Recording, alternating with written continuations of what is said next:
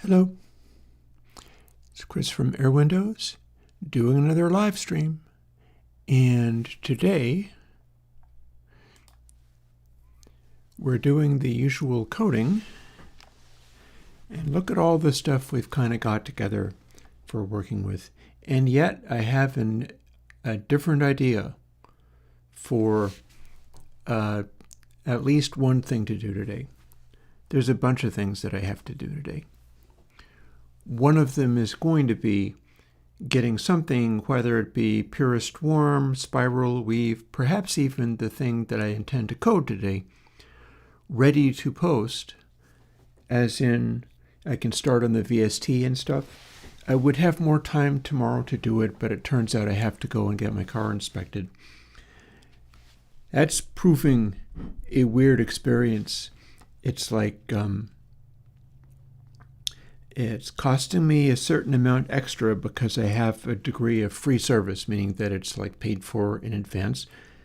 Unfortunately, I don't put as many miles on this car as other people do. So I end up doing these service intervals that aren't mile related so much as time related. And hopefully that's going to work out okay. I do need to do the, turns out I can actually do it tomorrow. I did not expect that to be nearly as soon as being able to do that tomorrow. That feels good because I'll be able to get it out of the way and not think about it.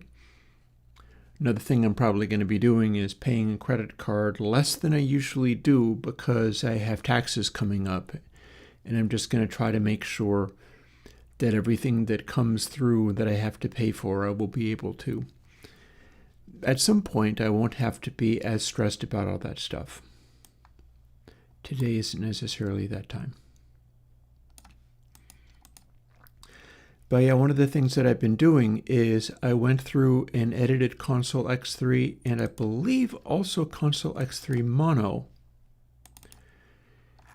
to have the changes I've added.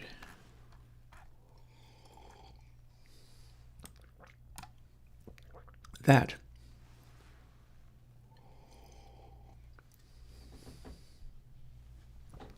So I have two separate banks of the stuff that I had to do with the elliptic bike. By the way, Jonathan, I saw Jonathan has found a way of running audio out of a plugin in Reaper directly into a audio chain.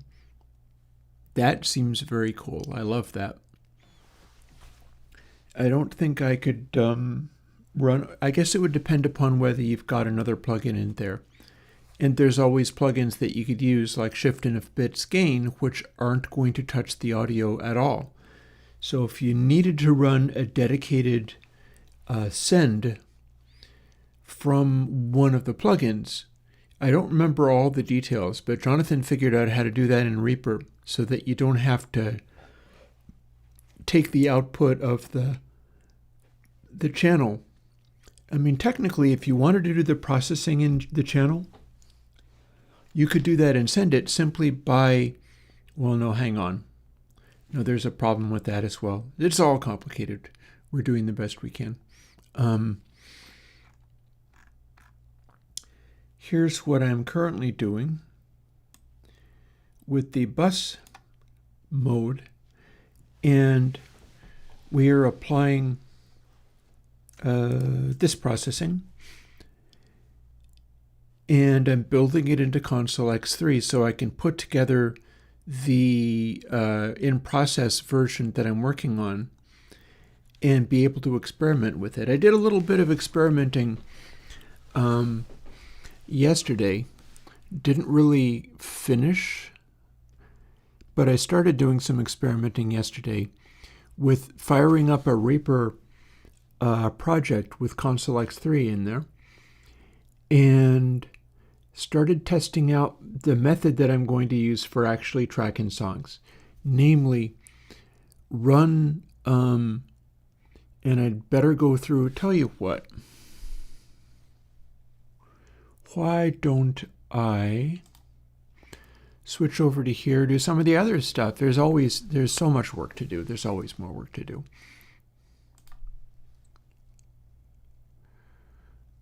So what we have here, not that you can see it terribly well, is a track where I've got soft clock recorded. It is also live, although it looks like I'm running through the 16A or something. Don't honestly know all the details around that. It does not look like I am running the output properly.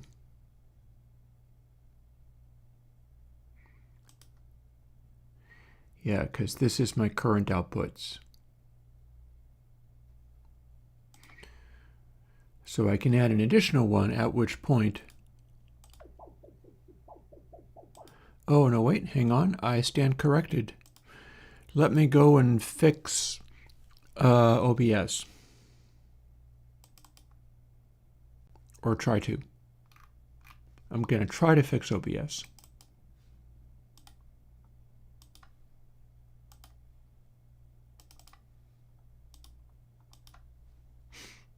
So that I can show you this thing that I'm working on and then go and fix it for the template, because I'm looking to set up templates where I can do this kind of thing more directly and easily.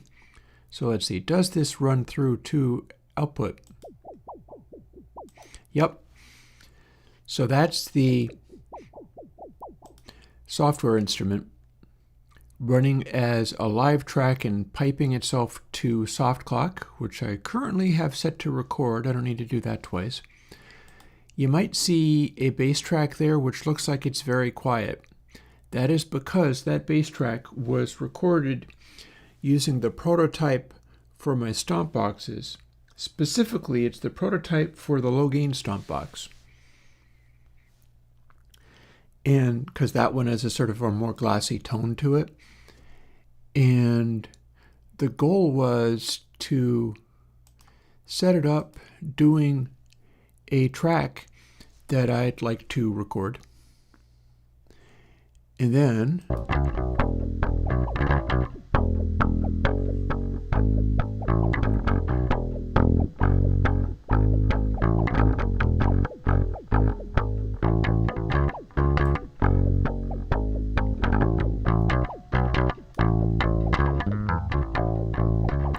I can't see soft clock. Here it is.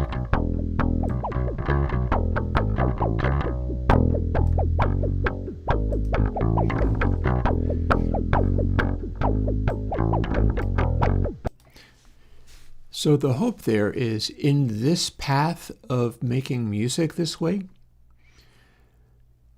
I'm trying to set it up so that the sounds are the way I'm going to be working with them going forward. And what you see there is I've got a bass sound that is mostly being done through shifting of bits gain. You can kind of see it here. And that's because when I run into the 16A, this is not running through my fancy preamplifiers or anything. I'm getting sounds through running directly into the Motu, which is not that different from running into the line inputs, or balanced line inputs, of a very cheap and accessible sort of itty-bitty Motu. I've got a 16A, but any itty-bitty Motu that is fairly current or recent should do just as good. And so I'm running the stomp box into that rather than running the stomp box into my fancy chain where I could gain stage it properly. And that's why I need to run 5 bits of bit shift, is because it's coming through very, very quietly. Look, if I turn it off, you can kind of see the peaks are showing up. That's the output of it.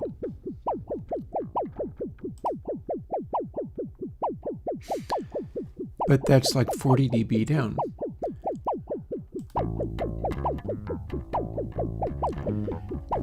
And then if we make the DI work,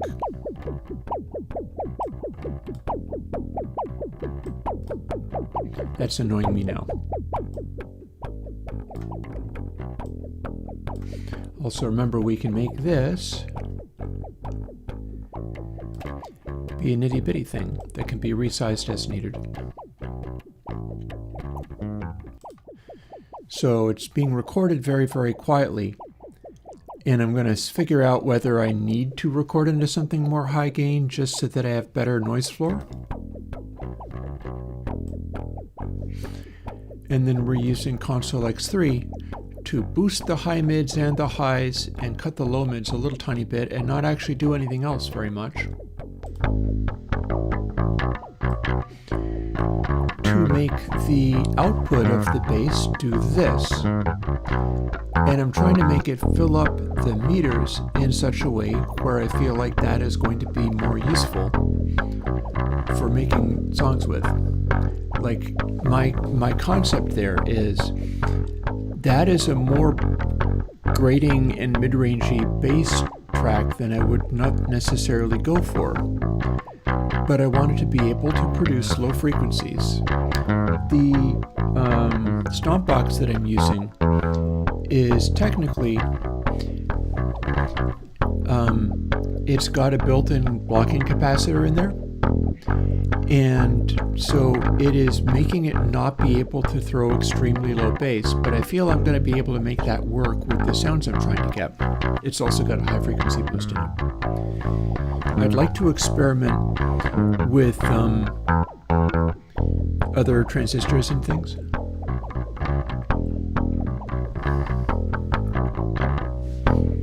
But mostly what I'm trying to do here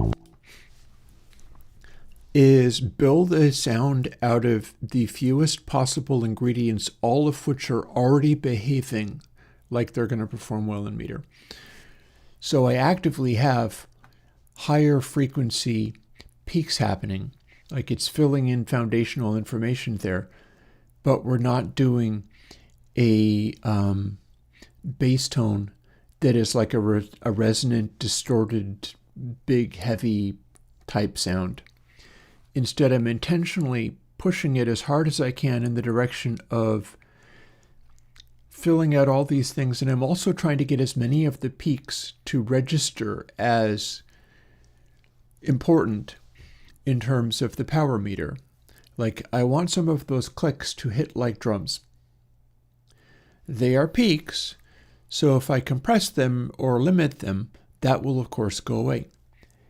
And if I turn down the highs, which it has an awful lot of highs going on, I will automatically not get any of those. Because as soon as you start filtering it, and I can demonstrate that easily enough,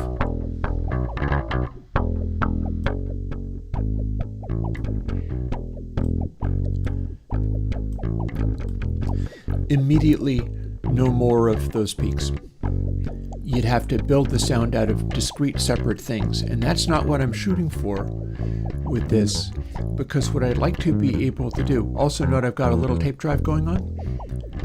I'm going to end up building in one of the new plugins instead of TapePack for this. And yeah, I'm trying to find an ideal bass sound, and by ideal what I mean is not it sounds like a bass sound, so much as it fills up the authority meter in a way that I find useful. And ideally, the impact of it also does stuff in the power meter more than just sitting there being nothing but a bassy noise. Because that's easy. It's easy to do just only a bassy noise. Actually, while I'm fooling around with this, what I could do is sweep a little bit. So I'm doing a massive high mids boost. And now we're distorting. Let's see whether we can dial in what that peaks point is that'll make the dot become a bigger blue dot. Aha, getting there.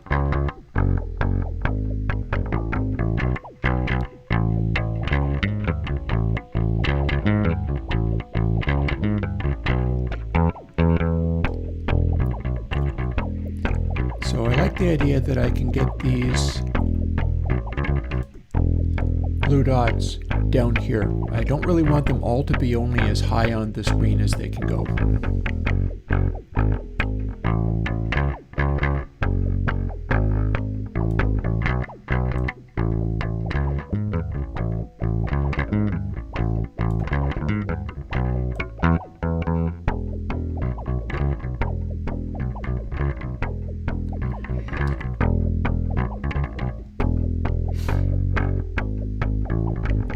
Probably a little bit of saturation will help as well.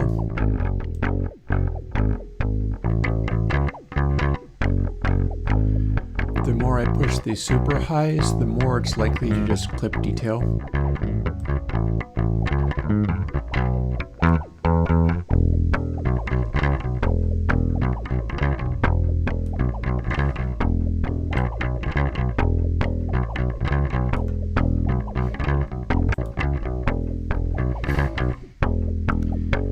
And there's a bunch of things behind this that I'm looking to work out. And I have not fully worked it all out yet, obviously.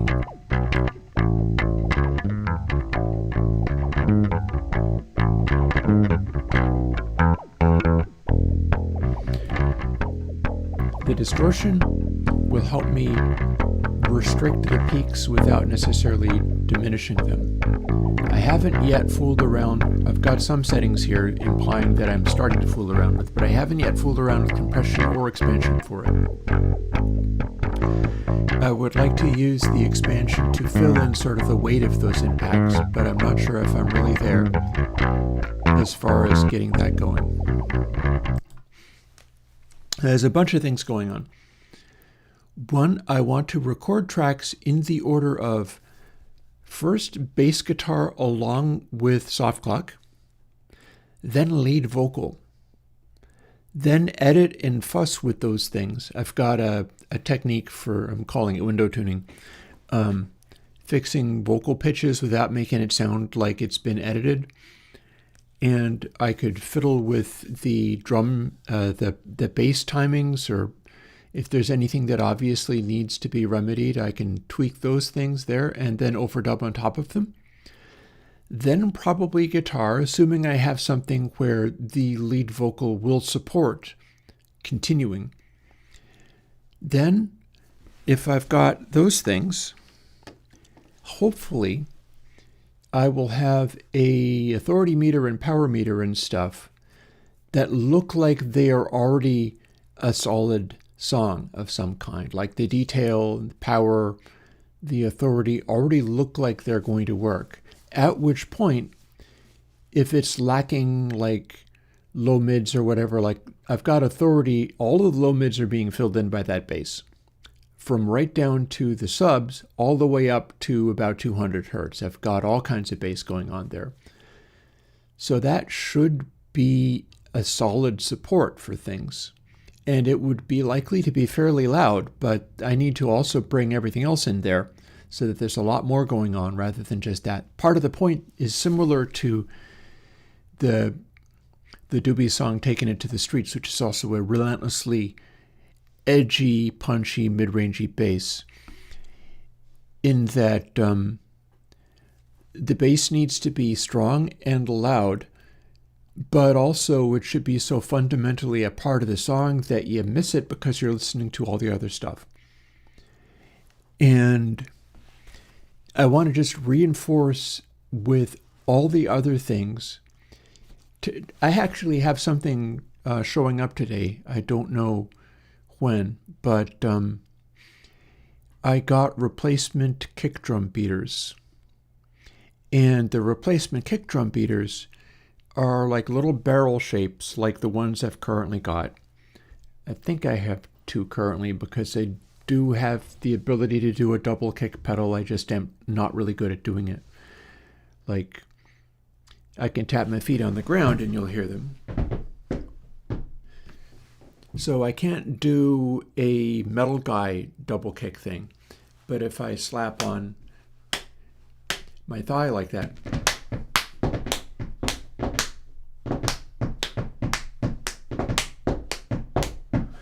can kind of make a beat happening as long as I pick the right one to do. And I might be able to do that on drum kit with a little effort or figuring out what I want to do about it. But the replacement drum beaters are in fact wooden beaters.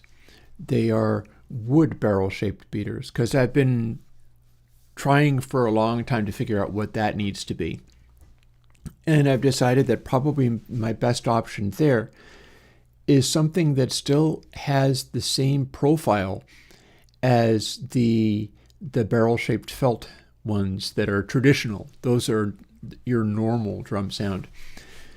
But then just a little bit more impact. Also, they are slightly longer than regulation drum beaters.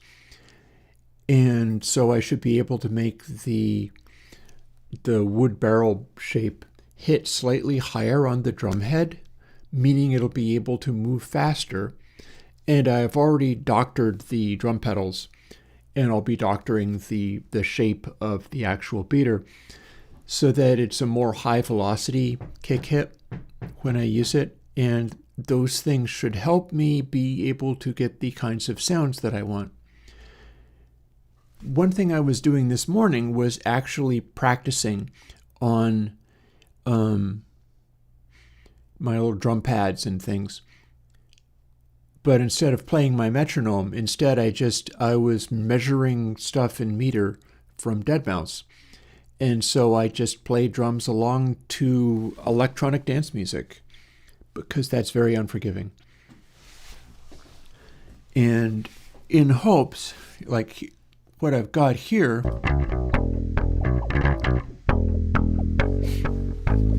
might or might not sound musical.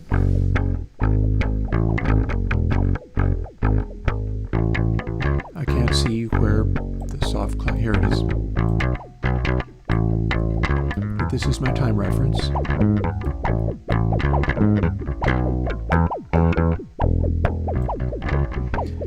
And with the combination of these things, hopefully I can make stuff that I can play along to.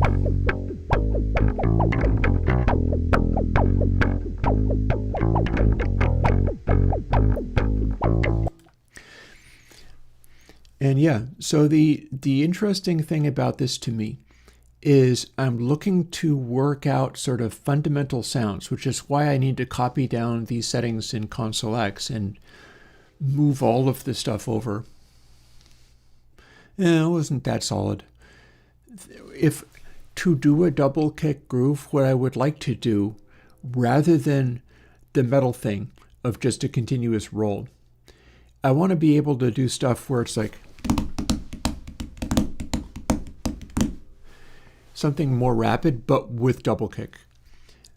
Up to and including, like one of the things that I've been working out how to do, and you won't be able to see this because I'm going to go off camera, but I'll play this for you.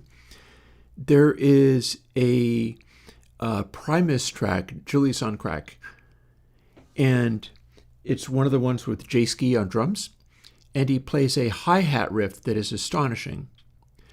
And I think it started out basically as an exercise, and it's throwing in triplets over a fast 16th note run. So that sounds like this.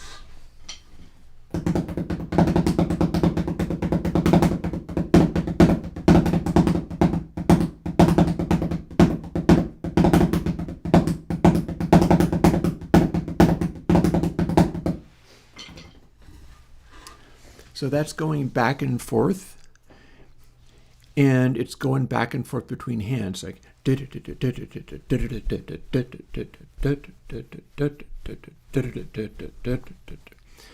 and the accents switch hands as they go, like and if you play it real smoothly, it sounds astonishing, but it's very hard. I've been practicing on that one for months after having discovered it and gone, wow, that's so hard, I can't play it. Challenge accepted. Trying to figure out how to do it. Like, and see, I just missed it right there. Practicing these hard things is a way of like teaching my hands, teaching my body to do stuff and be in time with it, even if I'm sort of making it up on the fly. Like my hand should know, oh, if I do this slightly awkward thing, this is what that feels like. And so there it falls out. And sometimes when I'm doing something like playing along to deadmau5, playing along to the very unforgiving EDM music, very often what I'm going to choose to do for that is I'm jamming with that sound, or I'm jamming with the metronome. Because what I want to be able to do when recording something, like this bass track that I've done, which I have to move everything around and will. Like, let me close all of this stuff up and start doing the stuff I need to do with it. I was going to assign the basses to that color.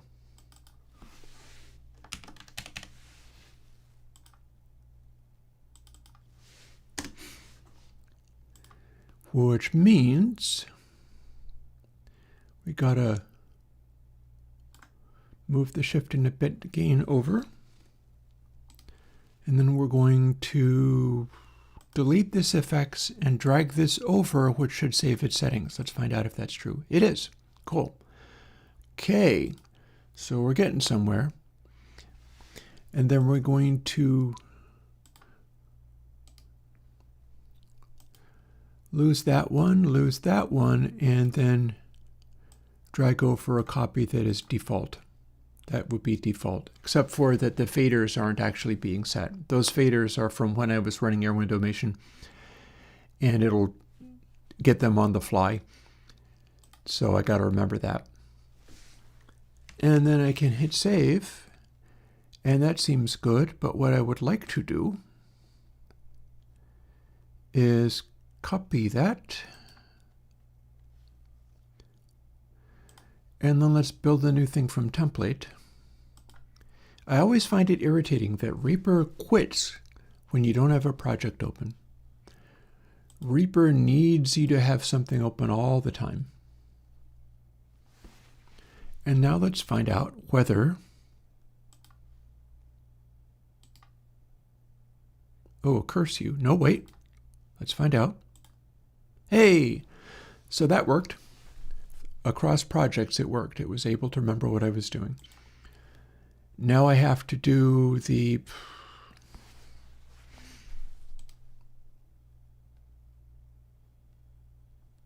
I have to do this.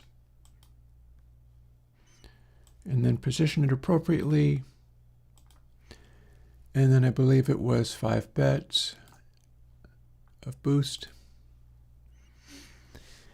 And top it off by assigning the name of the track so that we can use it. And then one of the nice things about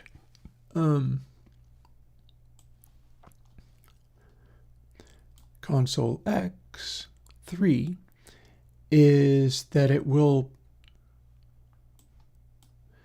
let you show just the meter and it'll label it. And I don't currently have a way of aligning things vertically, but it takes the first letter and uses that to label it if you're doing a vertical alignment. And this is still the old version of Console X3. I need to go and work on that and bring some of the new modifications in. But the hope is I can use this as a template and start doing this stuff. Notice I'm going to have to fiddle with the drums as well, but notice I've got drums set up so that there's a left and right. There's a kick mic, which is actually a centered floor mic in the same position as the front mics that we're using. And there's a snare mic, which is basically a normal snare mic. And then there's a hallway mic, which is a mic pretty much right behind me. It's the PZM made out of a just lavalier mic tucked into the corner of a space. And all I have to do is close the doors upstairs and then record that and set the volume correctly for it, which is going to be a little bit awkward because part of that is that the volume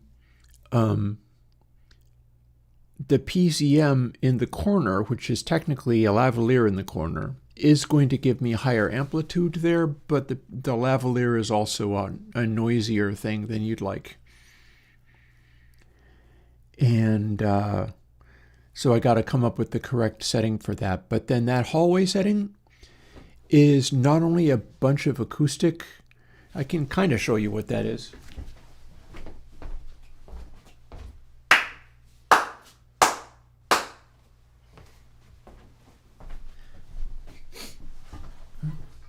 That's kind of what that is. You're not hearing the mic up in the corner there. Although, no, currently I don't have that plugged into a camera. And I wouldn't necessarily either, so well. But there's a mic in that hallway. And the drum room is sort of at the end of that hallway upstairs. And even with the door closed, so I don't have to feel like I'm being too obnoxious to people, or with the door mostly closed might also work. The sound of me playing drums, even in a room with the door closed, should be loud enough that it'll come across on that mic. And the hallway scenario there is going to not only give it a certain amount of acoustic chamber type sound. It's not a very spectacular chamber, but there's some of it. And if I close that door, there'll be even more of the reverberant qualities of that. Because the bleed will be a little bit darker, but then that just makes the area up there more reverberant. So if I open the door, there's going to be more sound output. But if I close the door, it'll do its plate reverby, its chambery thing better. And then I can run that to a reverb. Then I can run that to something like I've currently got K Rockstar in this. And it would be that I'm talking about. Either the front verb or the back verb. And that's probably the best way to do a convincing reverb sound. Although I do also have the ability to simply use the snare for that. And run only the snare into reverb, which is a legitimate choice.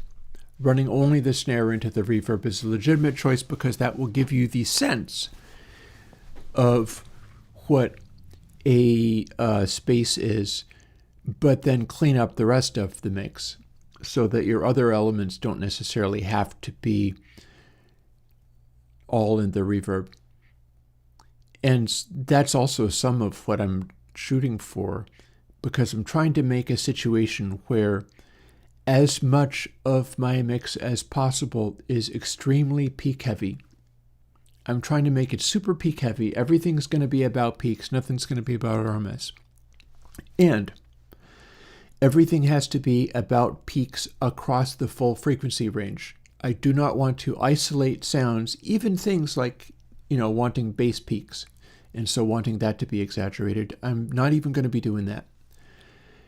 And I'm going to be doing things like the expansion on the dedicated kick and snare mics. Kick mic, of course, being front of kit at the floor. But the snare mic is a normal snare mic. In fact, it's a 57. And I should be able to get useful degrees of punch and so on out of these mics, not by compressing them, but by setting it up to expand them in such a way that it's taken just the very front transient spike off of the attack of the drum sound, and then allowing it to bloom up just very, very rapidly. And this is not something that I have tested yet. So it's all a stage of kind of one thing at a time, patiently doing the next right thing. And today the next right thing is I'm using this blue color for bass. Although technically I could be using this we could set the bass next to the drums. But no, let's use the blue color for bass. He says, already deciding not to. Hang on. I think I'm getting ahead of myself here. What you saw when I was fooling with the already recorded stuff, which was just a test, was me specifically making sure that okay, so this is all me being autistic and stuck on stuff. Ideally, if these choices bring me joy, then that will work really great in all respects. I intended to have the lead vocal be on the white track. Oh, you like orange for bass track? See, there's the thing. And I've got all these other colored tracks that can be used for stuff. But I've just talked for a half an hour about how I want the bass to be nothing but mid-range peaks and spikes and percussive noises as if it was its own drum kit. And having all this brightness going on and having it just whack you with mid-range spikes everywhere because it's a Rick. And what fun is it having a Rick if you can't do that? What's that bridge pickup even for? I've even got a clipper built into the bridge pickup on the Rick so that if I want, I can have that be a somewhat restricted spike, but it's still able to produce the spikes and balance them usefully. So that will be more of me dialing stuff in. But if all of the vocals were that, like the white spotlight color where, and it's going to be even weirder when I am singing things and then fiddling with all the tuning and stuff because I can't sing, and I'll do my best. Last Tuesday, I was showing people how I could belt the word yeah in a C sharp, but then if I use most of the same vowel, but it's where instead of yeah, I can do an E. I can do the highest note on an open string guitar because I'm a baritone and I can't sing in a high voice. And doing those notes in pitch is a whole other thing. But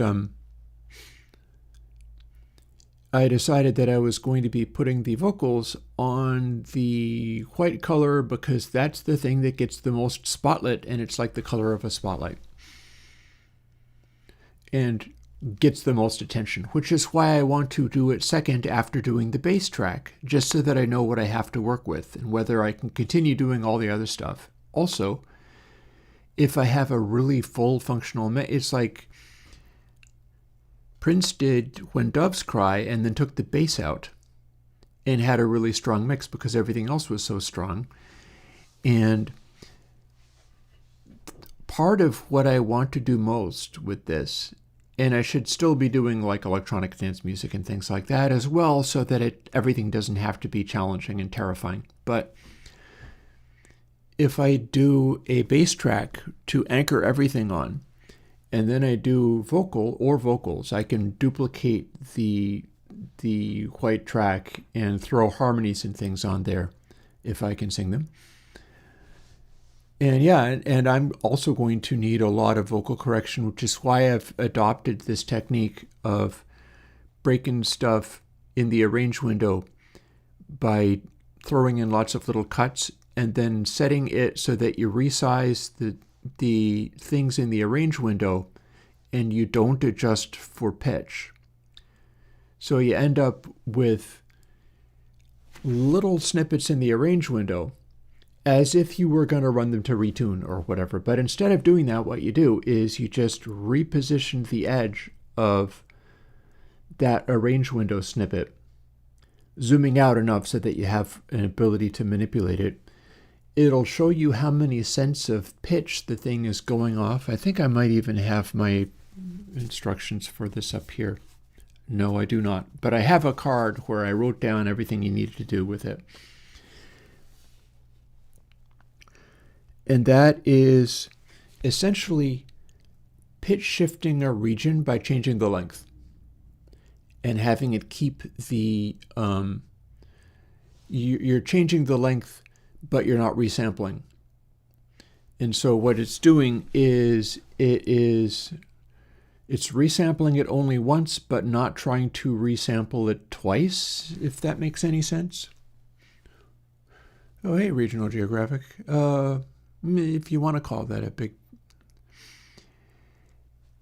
Yeah, I did a track that ended up going to YouTube in 2022 or 2023 that used Retune, but it was retuned, but it was 100% manual, and it just fiddled with everything like mad.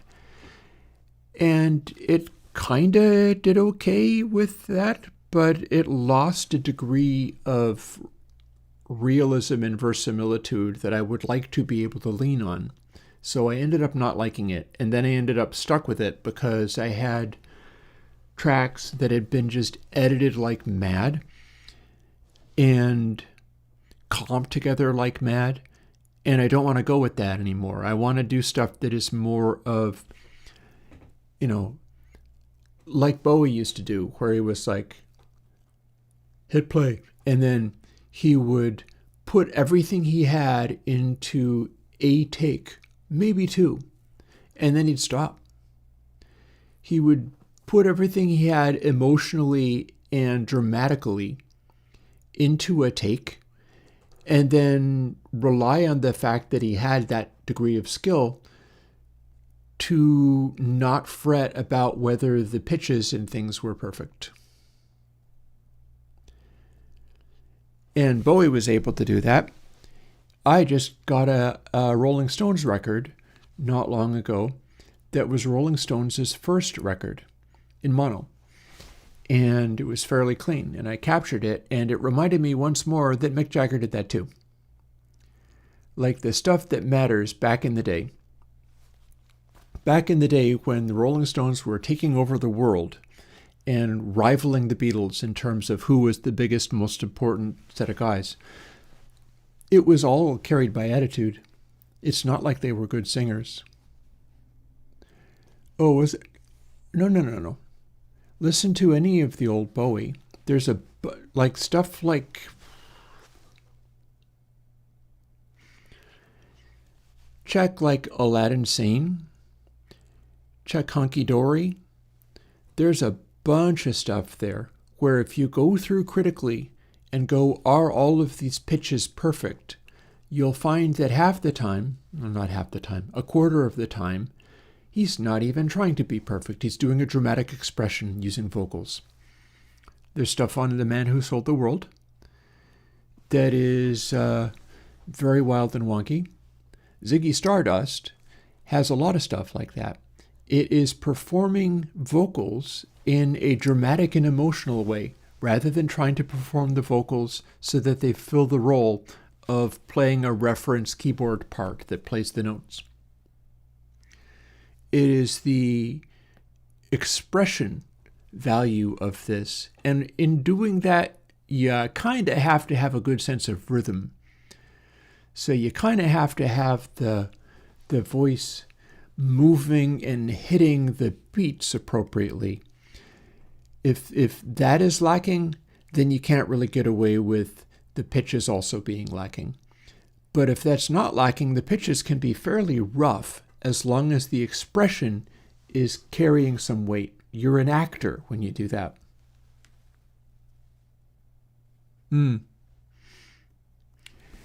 They certainly weren't rivaling the Beatles that early.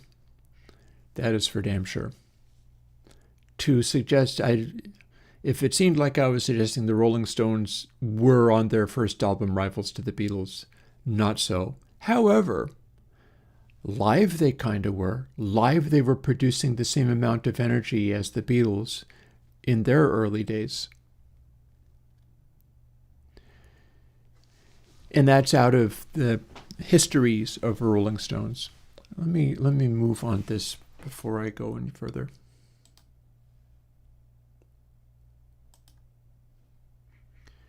We're gonna move that, and then we're gonna move that. And then technically option click lets me delete those, and then we're going to duplicate that over. Now that is default. The reason I want to do this is because I want the bass to be a mid-range moving monster. Like it needs to really carry a bunch of weight. But also, if all of these things combined together wind up being weak in the low mids and not having enough fullness, I might wish to go and pick some kind of other thing. A bassy guitar, a guitar that's DI, Fender Rhodes, and throw that on, say, the blue track for this is my bassy additional thing. And I'll overdub another bassy thing rather than do it by rearranging the tones of my fundamental elements. Oh no, MCUT. I'm sorry to hear that you have had a wasp attack. That sucks. Okay, and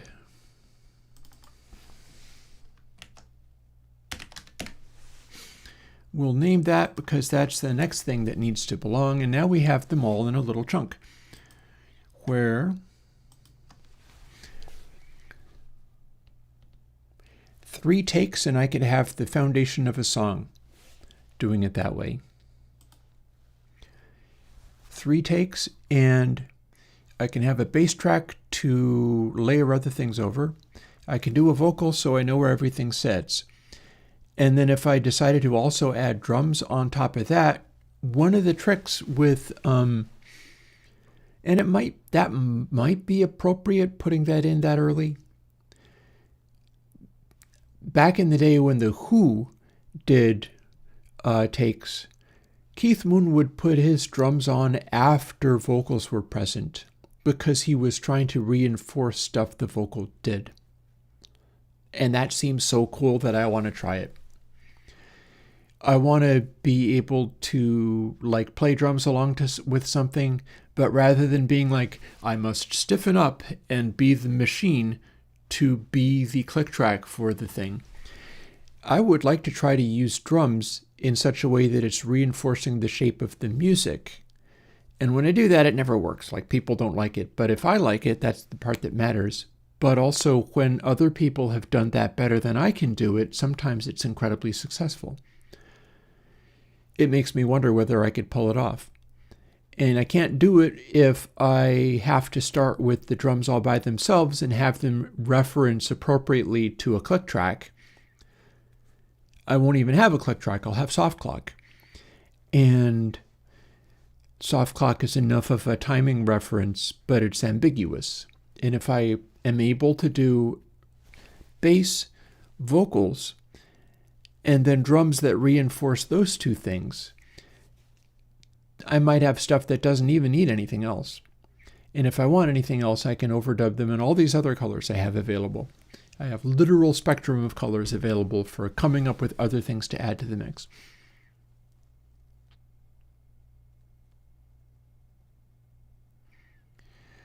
Lennon might have been talking about Their Satanic Majesty's Request. Have you heard of that one?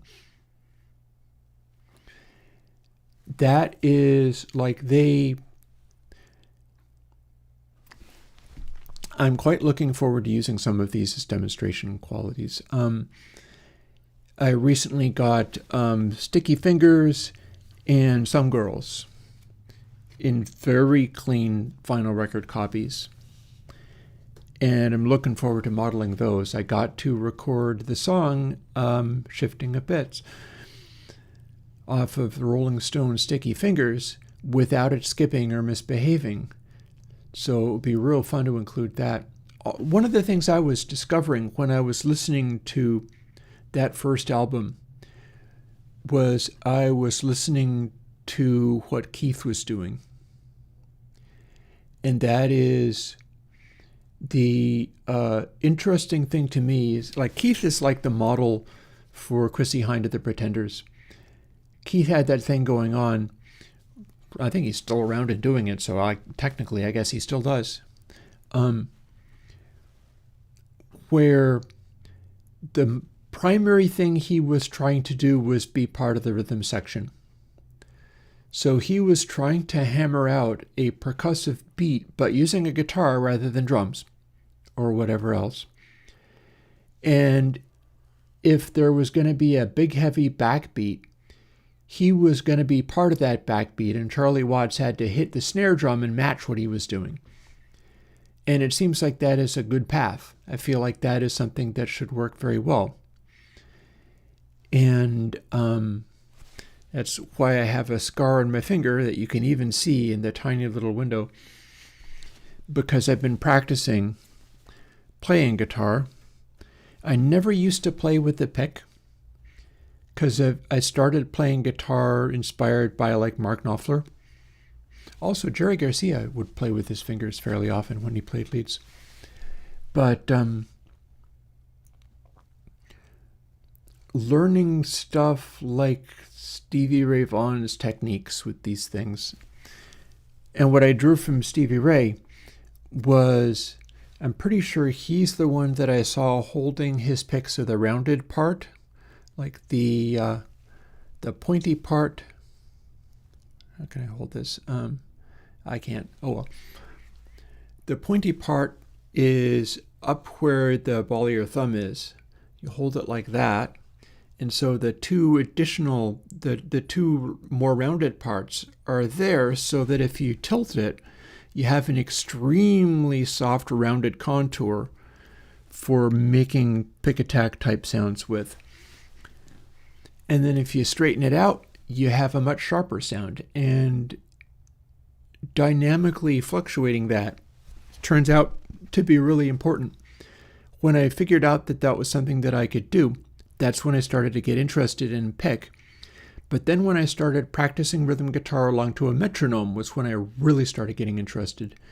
Because when I play with a pick along with a metronome, the clicking sound of the pick against the strings makes a bright enough percussive noise that I can try to weld that to the sound of the metronome.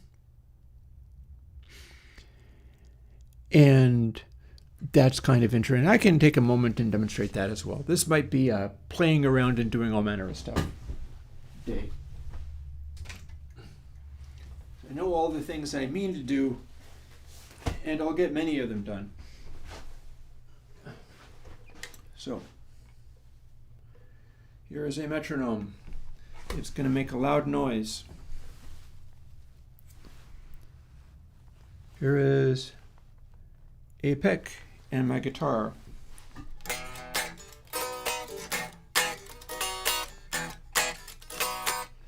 And you can hear the noise that it makes.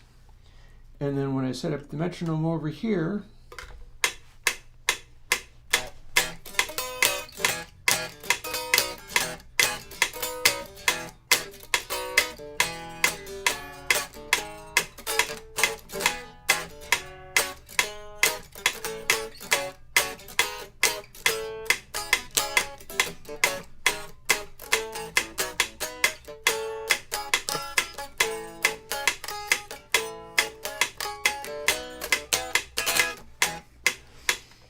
and then it becomes the discipline of remembering not to have that be 3 notes, because when I play it on bass, it's like 2 notes. But on guitar, I seem to want to play it as 3 notes.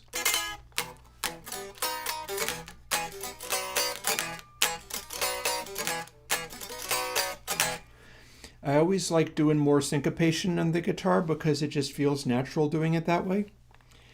And it's all about, I'm not even plugged into anything. It's all about trying to get that percussive stuff happening nicely.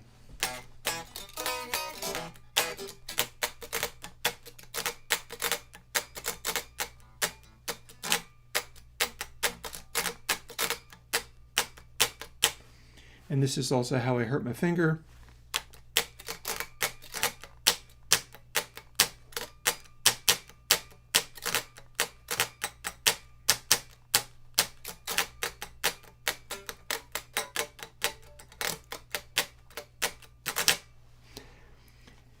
That's the gist of it. The whole thing about this is figuring out how stuff used to be done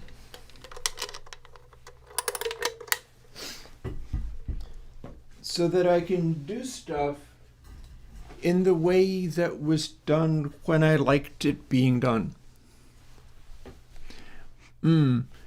One of the things that I would also like to do is I'm looking to do my updates for Punchy Guitar and Punchy Deluxe. because when I use the, like, see, I could do this.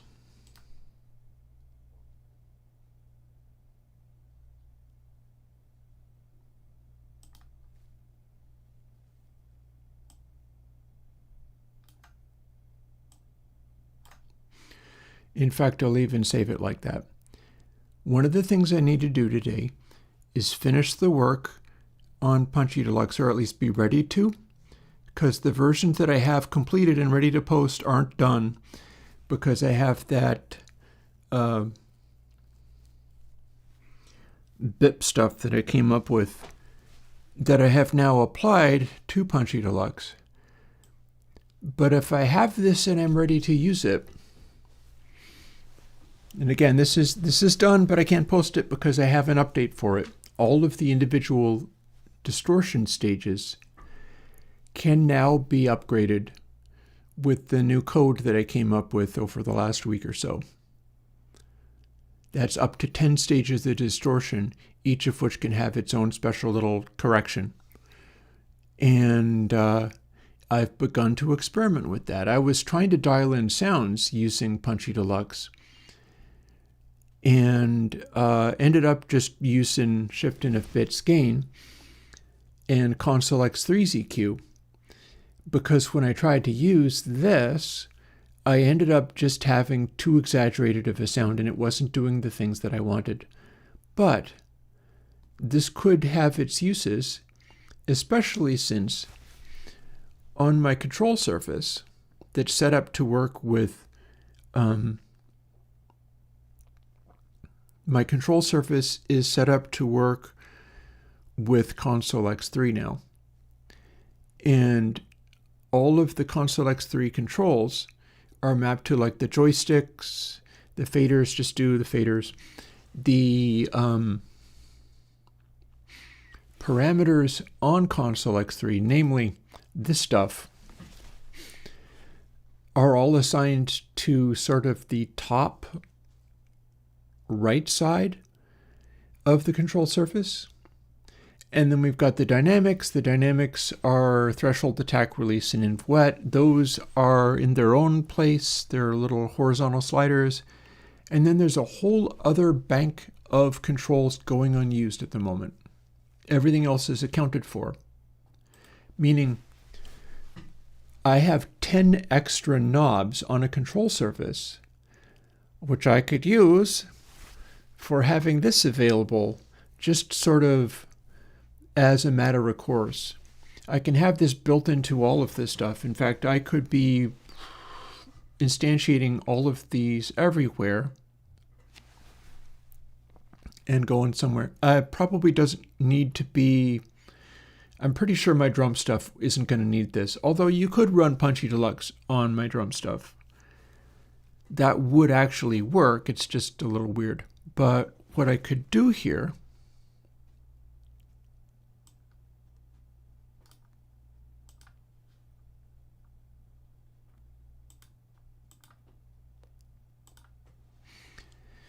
is set this up with these there, but bypassed, and it'll save me a little time for when I actually start doing this stuff. Ideally, that's how it's going to roll. Yeah, there's going to be another clip only. I'm not likely to do it today, but there's going to be, yeah, a bunch of things like that. I am not certain that 2-tape gets the new distortion algorithm. I do know that there's going to be a new mastering, but I've still got to decide how that's going to roll, because having a substantially delayed version of the sound might be the best way of making mastering work with BezEQ in such a way that it's delaying things in order to make a more symmetrical behavior. Oh yeah, you could use drums and amps and things. That's part of what all this is about.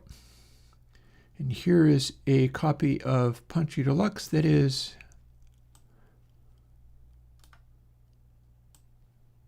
let's rearrange that. not what I wanted. Please rearrange yourself for me. Thank you. And thank you.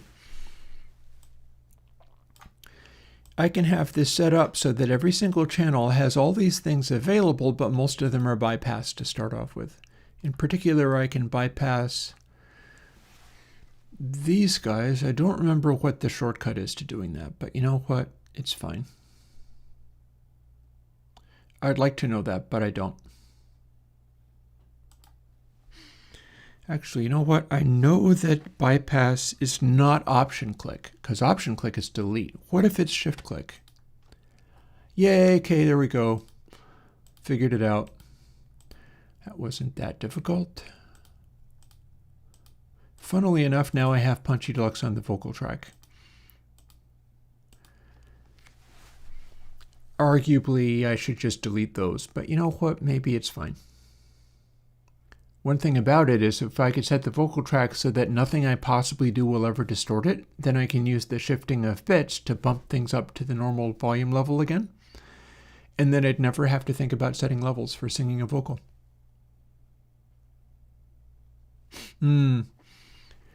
Understandable. Like part of what I'm trying to do with the drums aren't going to have any of that on them is having them supply only peak, having them produce only peaks, and letting the rest of the song be carried by other instruments, melodic instruments, harmonic instruments. That's kind of what I would like.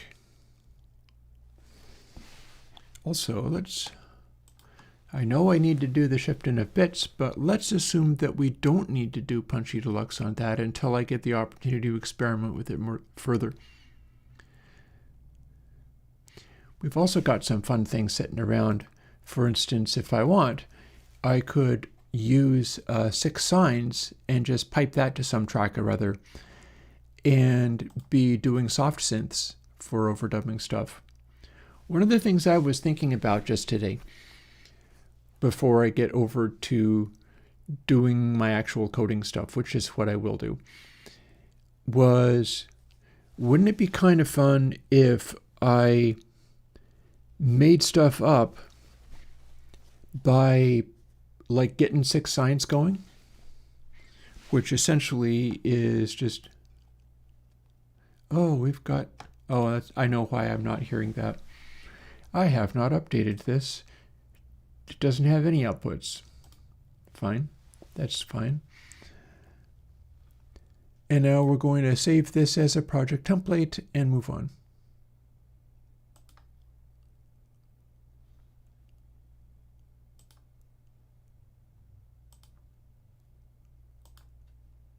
There. So now next time I decide to try to do something, I will have to have everything fired up and ready to go and set up for outputs that I can hear. But then all I have to do is fire up soft clock, enable the bass, plug in the bass. It's already set, or at least, well, hang on, is it or is it not?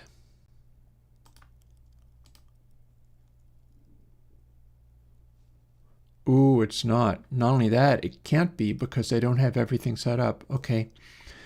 Looks like I'm going to be revisiting this later. I need to have the Motu turned on in order to be able to specify that there is a track to look to for the bass part. But the idea is I'll roll soft clock. I can play some kind of bass part over it, make something up on the fly even. I can use those arrangement cards that I came up with in order to pick out a tempo or whatever. I can set soft clock to that time signature if I want. And then you have a human performance running everything, but I've also got an axolotl prototype board, which I've set up so that you can plug a piezo drum trigger into it and plug a MIDI keyboard into it and plug it into a synth, such as, for instance, I've got a Zox box. I've got a variety of stuff that could be used for synth sequences, at which point, It's like, okay, here's this aux box as if we were doing classic acid house.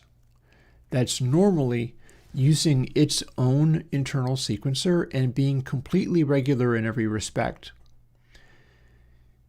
But what if I tapped away on the percussion plate with the piezo on it to trigger the individual things? And I set it up so that it will trigger the note very quickly.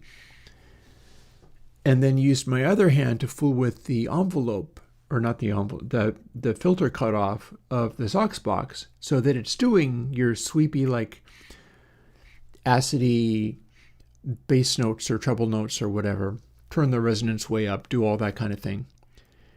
But instead of being a machine beat,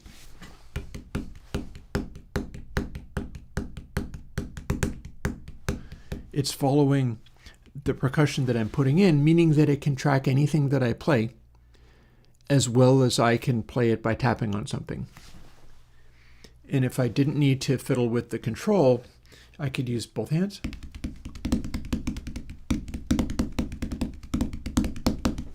And I do have it set up so that if there are accents that come in, it will apply the accents to the output.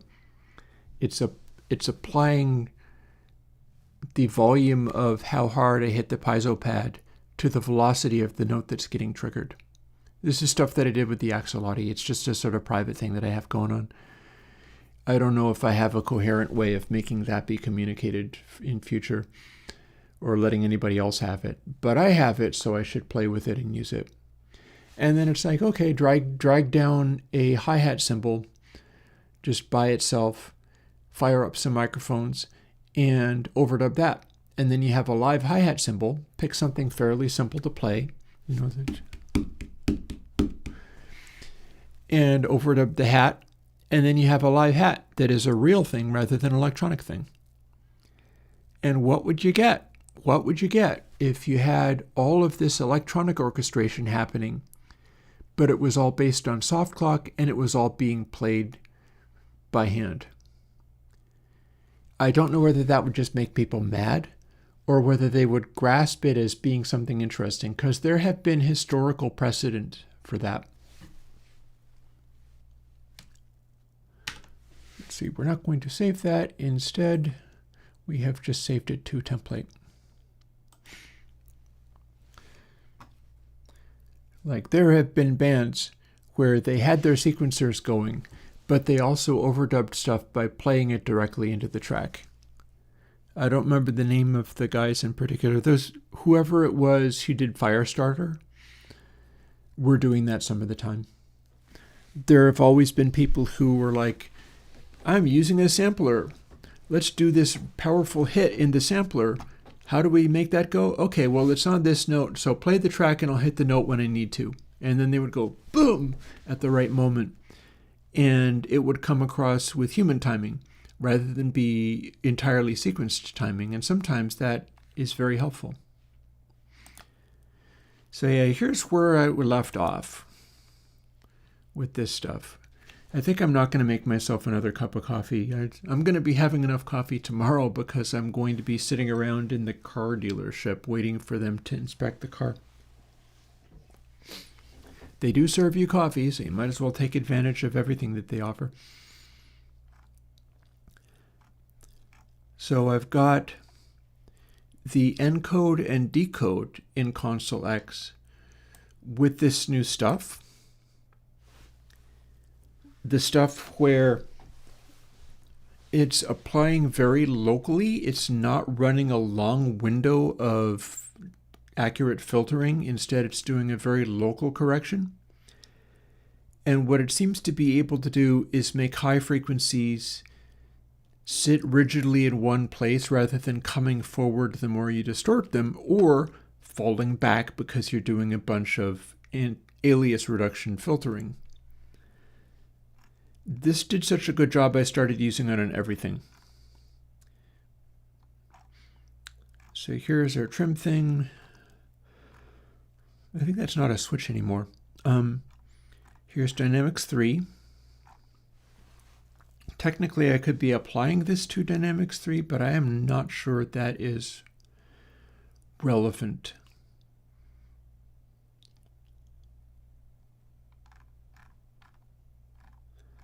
Here's more filtering. And now I'm using Weave rather than Tape Hack. And it'll be interesting to hear what happens there, because even in getting that bass sound that I showed you, I was leaning into the saturation section. And this has its own version of the new code. It says its own version of that. And then when we get to the end of the low pass and the high pass and all that, we've got the channel encode. It's going to be either this or the bus, but not both. And that also has this going on.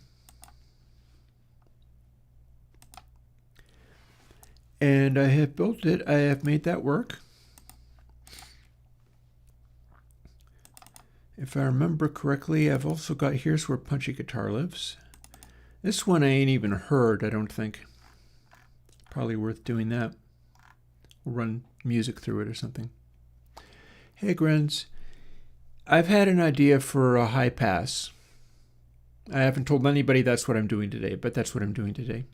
That and maybe starting to port one of these things so it can come out this weekend. I got to make the VSTs of all of these, but I won't necessarily be able to make the VSTs of all of these by this weekend. But I should be able to have one that I can let people have because it'll be all finished. And then it's the process of doing all the rest of them. But yeah, see this in here? This is Punchy Guitar.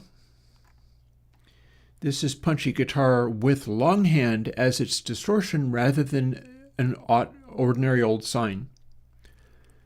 This version of Punchy Guitar switched from originally just using sine to using longhand for every stage. Then it is applying this new code that I got. So it's using, like longhand doesn't even have that.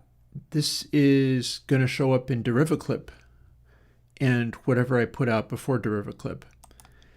But DerivaClip gave me the ability to dial in these particular amounts of processing. The degree to which they get included, this 0.6, this negative 0.05, this positive 0.02, those all dial in a correction that does a radical roll-off on particular kinds of super-duper hard clipping in span. And this is the processing that causes the high-frequency elements in extremely heavy distortion to not come forward or fall back. They just stay exactly where they're supposed to, and the thing distorts itself around them. And that's going to be the new thing. And then the high pass, no.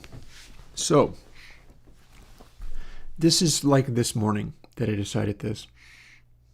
That's the benefit of being on the live streams, is you get to see stuff unfold. Not for X3. No, the new high pass is what I'm going to need to use for console RD. I need to come up with something that is going to be able to give me the type of high passing from running through these old tube consoles, which does not mean that I am modeling the tube consoles.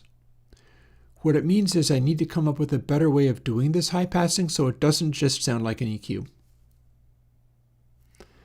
And I think I'm going to be able to do it, but I don't know exactly how it's going to come out.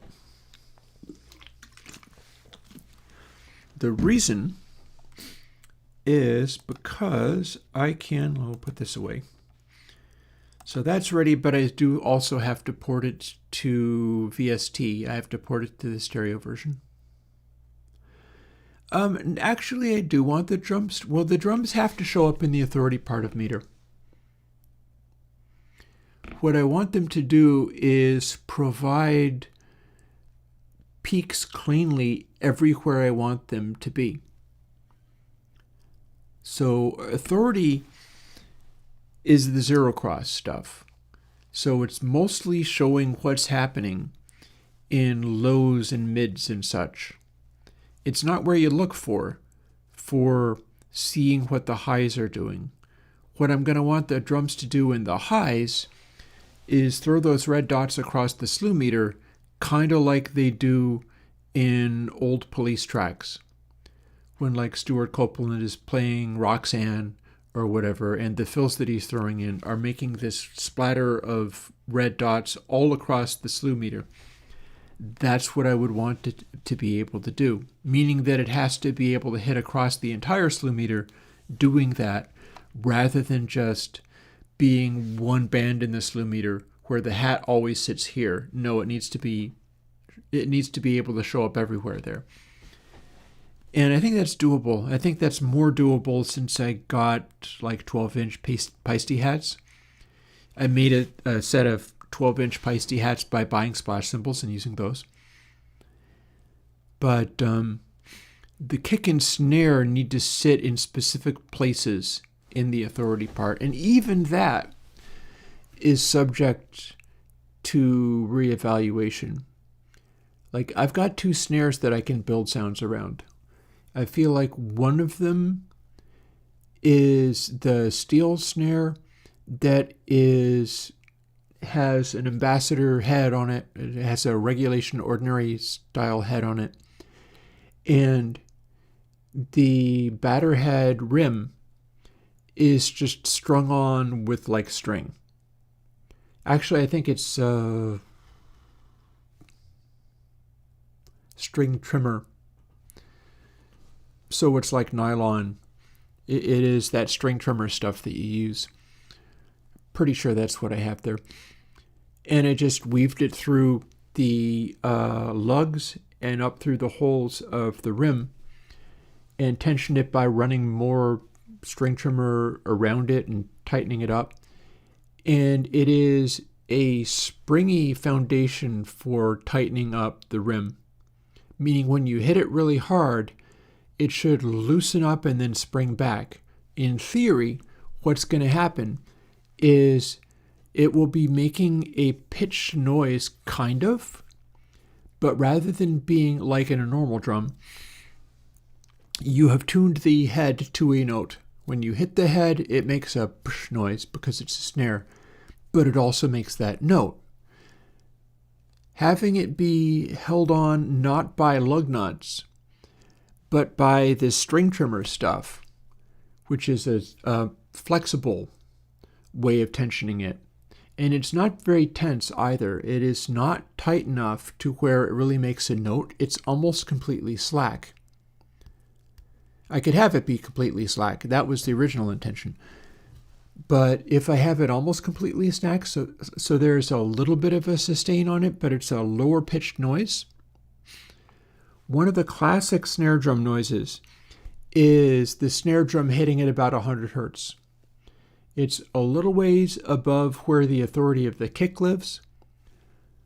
I also don't have the kick tensioned very much either. The kick is extremely slack. So it's making like a 30 hertz, 35 hertz or something tone, and is essentially an empty drum, but I have some kick drum damping pillow type things. The kind of things you can get from Evans, where it's this little trapezoidal pillow shape. You sit it inside, you lean it up against the head, and it acts like the traditional drum damping pillow. I have those on the outside of the drum now. They are on the outside of the batter head, where you can just get the kick beater through without hitting it. And I have it on the outside of the resonator head. And on the inside of the drum, it's completely, entirely open, except for I also have tinfoil in there. I'm doing all of the crazy things. But the point is to try to make it so that it has that super retro kind of the impact of your old school rock band stuff. But then enough additional amplitude to the click of the beater hitting. And remember, I'm swapping over to a wooden barrel-shaped wooden beater. I don't want like a round shape or the completely flat, plain ones.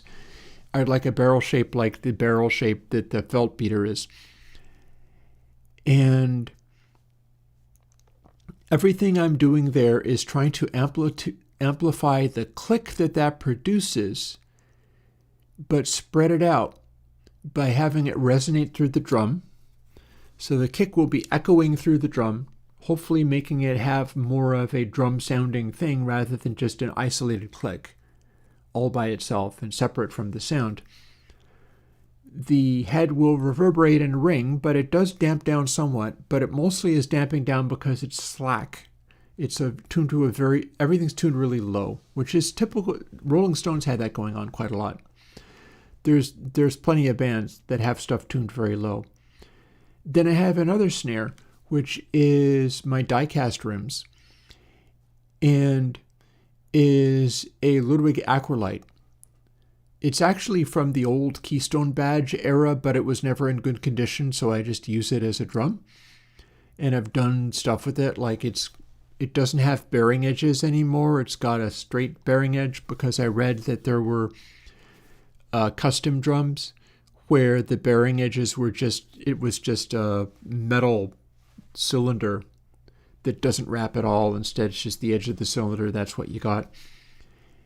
And I cut the bearing edges of the aluminum drum to where it wraps around just enough to provide a surface for the bearing edge to hold the head.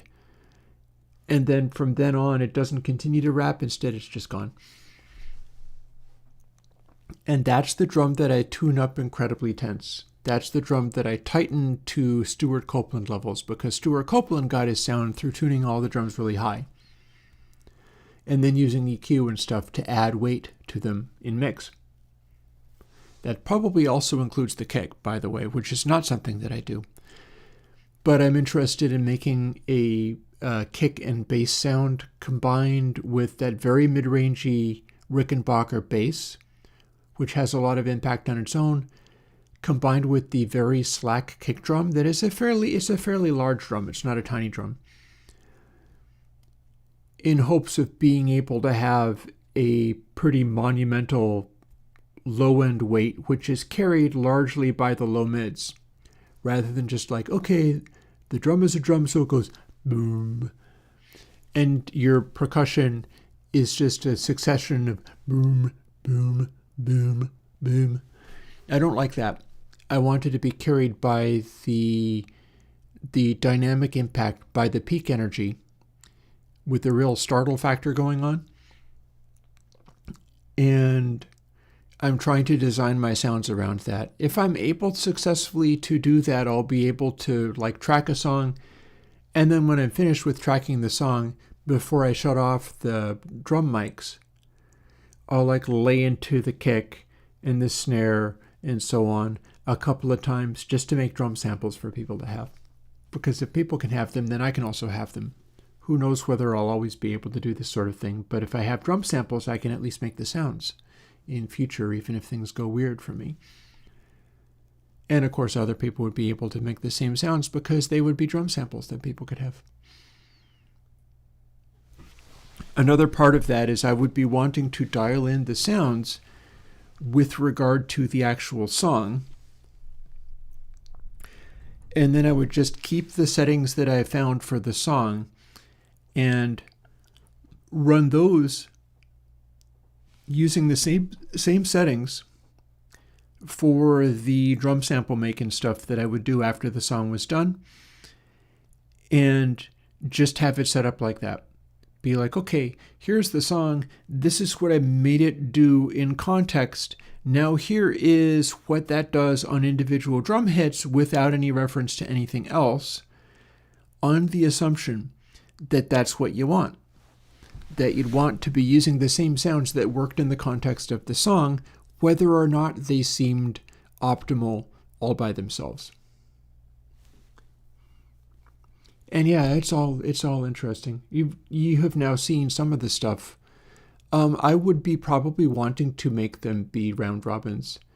The drum samples that I have out currently are from many years ago, but they have some similar qualities, like a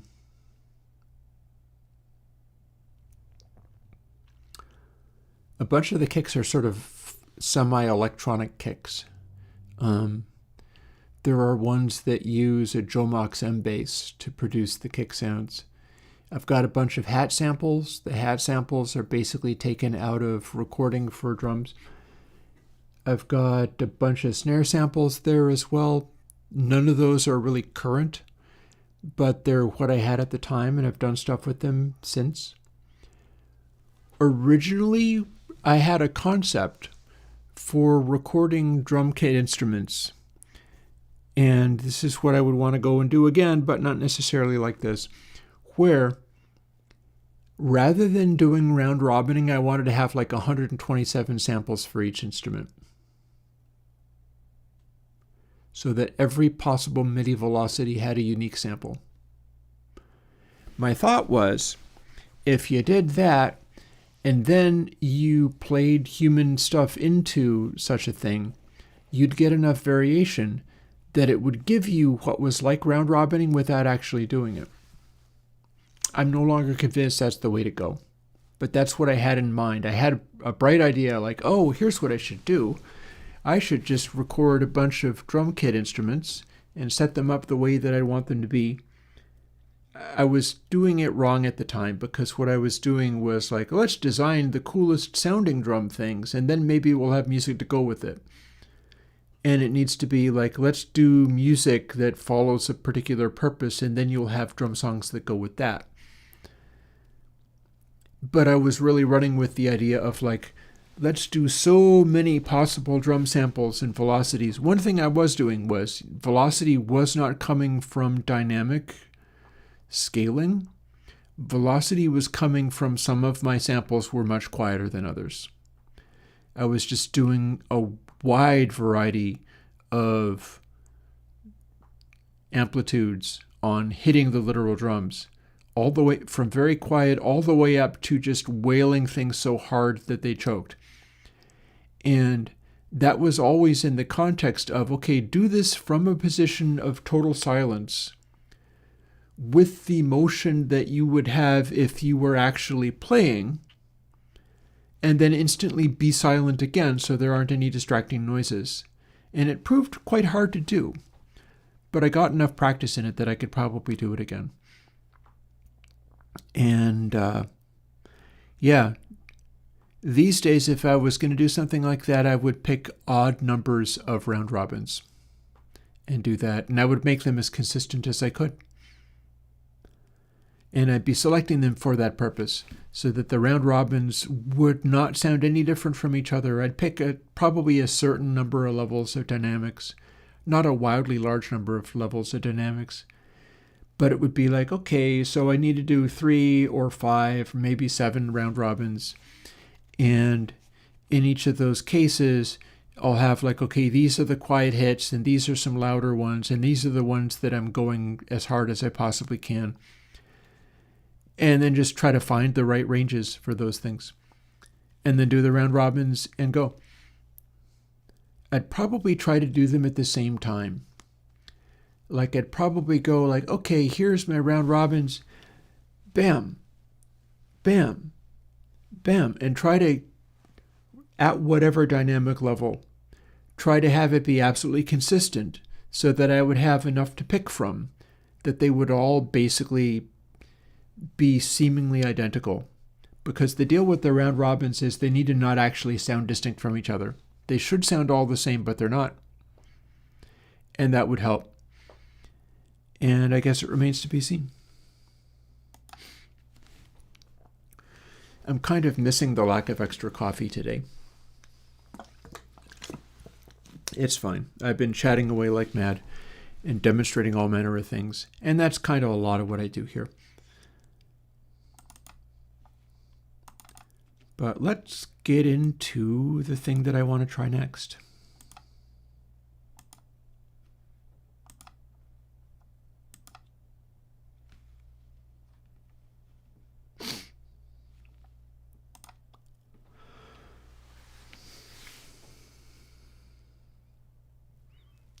As always, deciding the name of it matters.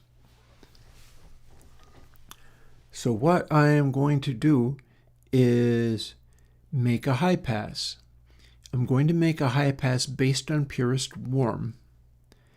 And I'm going to be modulating purest warm based on what's being contained within the low function of the high pass.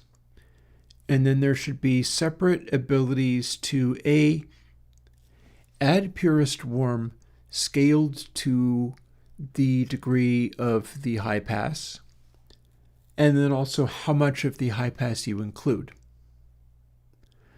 It should be possible to set it up so that it's acting like the high pass in channel, because the high pass in channel is set very, very, very, very, very, very low. And you don't really notice that it's taking bass away very much, but it is. I do not know if I'm going to want to do the interleaved high pass in channel, but maybe I do. And here's why. If you do a high pass, it has a set roll-off. The roll-off is essentially the simplest form of IIR filter, as in it's not like your fancier ones that are steeper. It's very, very slow. Even if you stack up multiple filters like this, it still doesn't really take away the lowest frequencies, but it's dialing them back substantially. If I just use it direct, that might be too quick of a roll-off for my purposes. But if I do the interleaved, it's going to be interesting, because what will happen is the way that it hits purest warm, which will be used to interact with the way the roll-off is happening. That will also be, in other words, the even harmonics that can be either added or taken away can either be applied to the IIR regularly or applied to the IIR. I guess we're going to have to try it and find out, huh? We're going to have to try it and find out. Because I know I can try the interleaved thing, but I don't know whether that's going to be a win or a loss until I try it. And then, as always, we're stuck on naming it, but not necessarily, because I feel I can call this retro bass, because that's what it's about. It's not about this is a high pass. This is for the purpose of setting up console RD. Did I have that right? Yeah.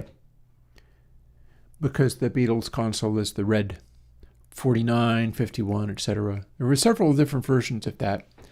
And I'm thinking the more recent version of it, like the 51, I think is the final one they had, is the one that was able to make, bass like Revolver, bass like when they had actual bass frequencies happening. And they're very early stuff, and I did capture a vinyl record of the earliest Beatles, was a much more primitive version of the EMI tube console that couldn't do as much and didn't have as much going on, didn't have as much EQ or whatever. And that's probably even more rolled off than the 51. I'm not absolutely certain of this, but what I remember hearing off of those really old Beatles stuff is that the bass is just super missing in action. And then once you get up to stuff like Rubber Soul or whatever, you start getting a more full-range thing, except for it's still not quite as full-range. And when they start working out on things like Sgt. Pepper or the White Album is when bass frequencies really start showing up. And that's going to be a lower cutoff, but it's still going to be a behavior that I'm trying to mimic. So the retro bass will be the name of the plugin. So first thing we're going to do is make sure it can do what Purest Warm does.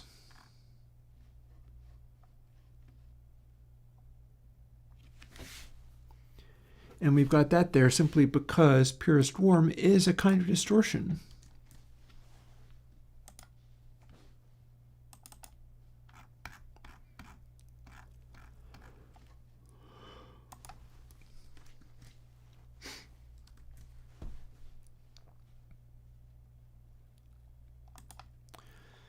Second thing we can do is open one of our recent projects, but not that.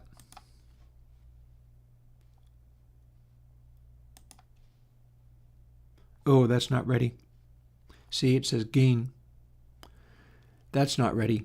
What that is a VSD plugin being ready to be made, meaning I have to go through and do all this busy work to make that happen before even putting the code in.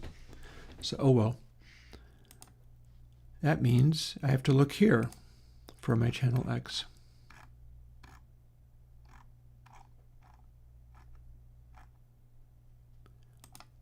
We have to look there for my channel X. But when we do,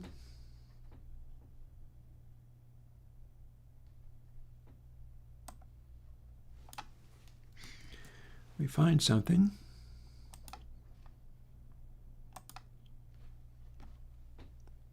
Not all of which we're going to include, but some of which we will. We find that. And let's not include this last sample business.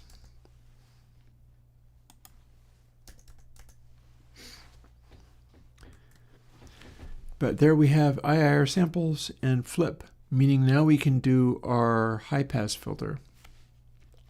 And then we're going to assemble the rest of it out of the relevant pieces. I better open that back up again.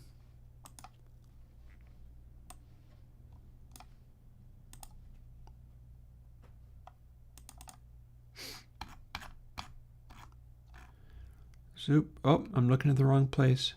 Well, I'm not really looking at the wrong place. I'm kind of looking at the wrong place. I need to put stuff in here. I thought I was looking at where I was copying from, which is not true. You move over, thank you. So we're looking at this, because I need this.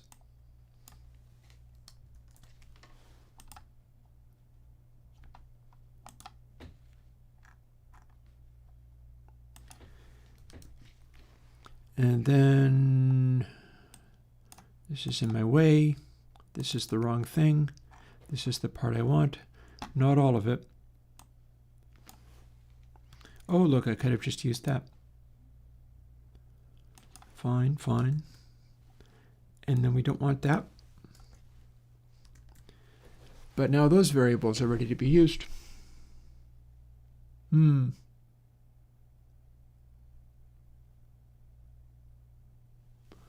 Ooh, interesting, Jonathan. Didn't know that. Yeah, 2 of the tracks on the early Beatles record, which is nice and clean, so I get to refer to those things and measure them and meter them without being completely distracted by lots of crackle.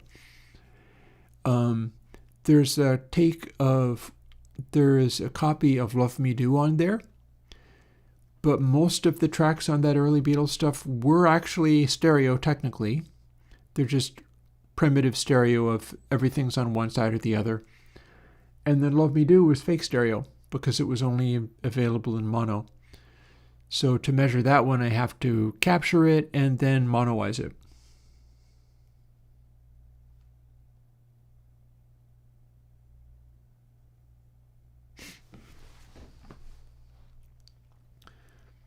So where do we leave off? We need to do stuff in here. These are going to be used for something. This is all getting replaced. I don't need this in my template anymore. I don't use that. The actual heck.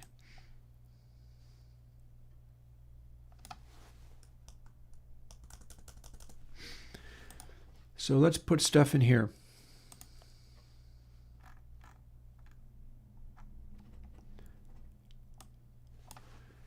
First, we'll use this.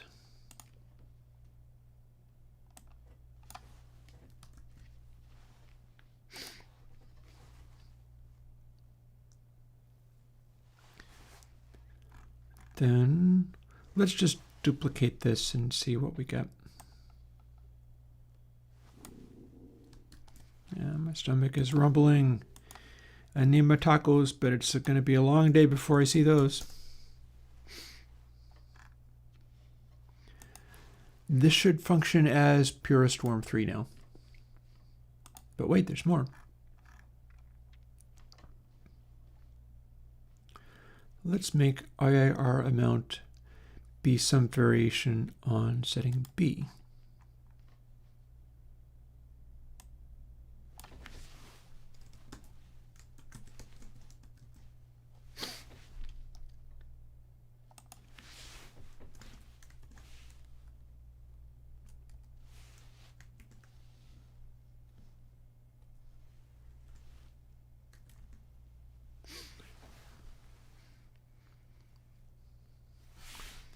And let's make it be even bassier than that. There. Now that's going to make a filter. So how do we go about making a filter? Kind of like this.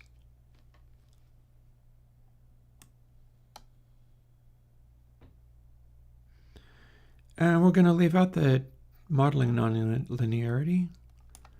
Or are we? Hang on. If we're doing...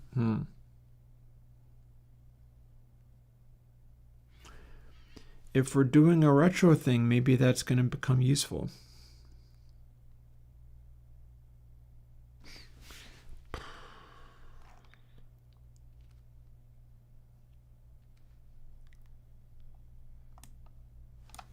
Okay.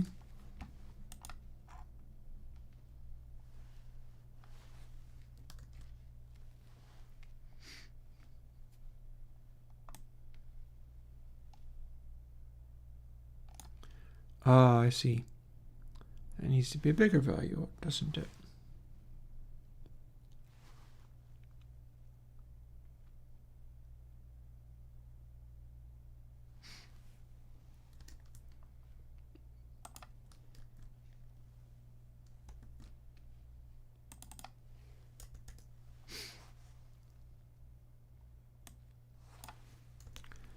Okay. So we crank this all the way up and that'll do something. We're looking in the wrong place. There. Now we should be able to do this.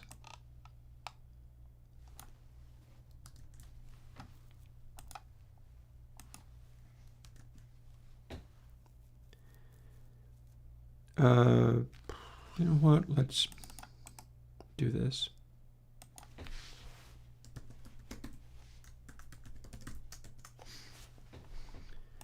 We're going to have to make a stereo version of it eventually. How different would 60s bass be in comparison to 80s bass? Way less extremely low dots. Way less in the extremely low dots. That's one of the things I have to mimic. Like, I have to be able to make a version of Console act like that when you just run normal music into it. It needs to be able to make it happen whether your tracks call for it or not. And then I have to warn people, yeah, you know, the way this works, it's just going to do that to you. So, you know, there you go.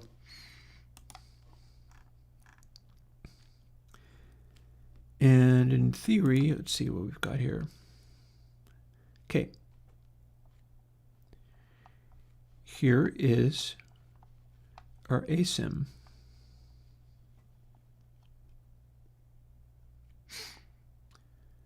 But it's not as simple as that, because we're going to generate a new variable to apply this with, which presumably means we're done with this part. So let's close that.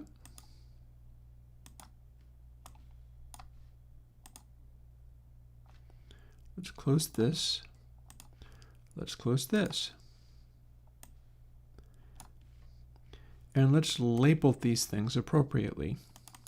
Otherwise, I won't know what the hell I'm doing.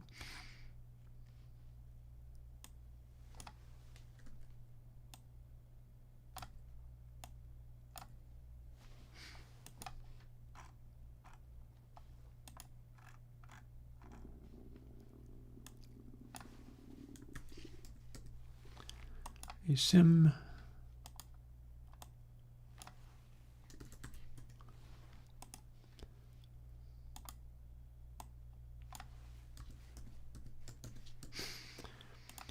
I might very well not be keeping nonlin as a adjustable variable. honestly, I'm not sure if I even will need it at all. It's possible that it's not going to serve a purpose.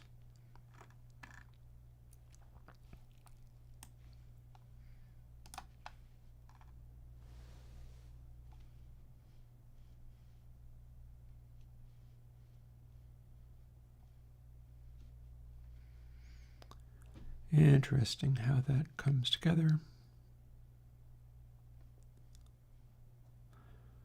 2 minus input sample plus non-len divided by non-len.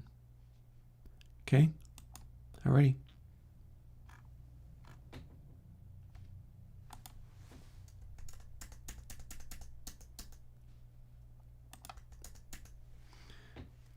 So what we should have now, and it won't build right away.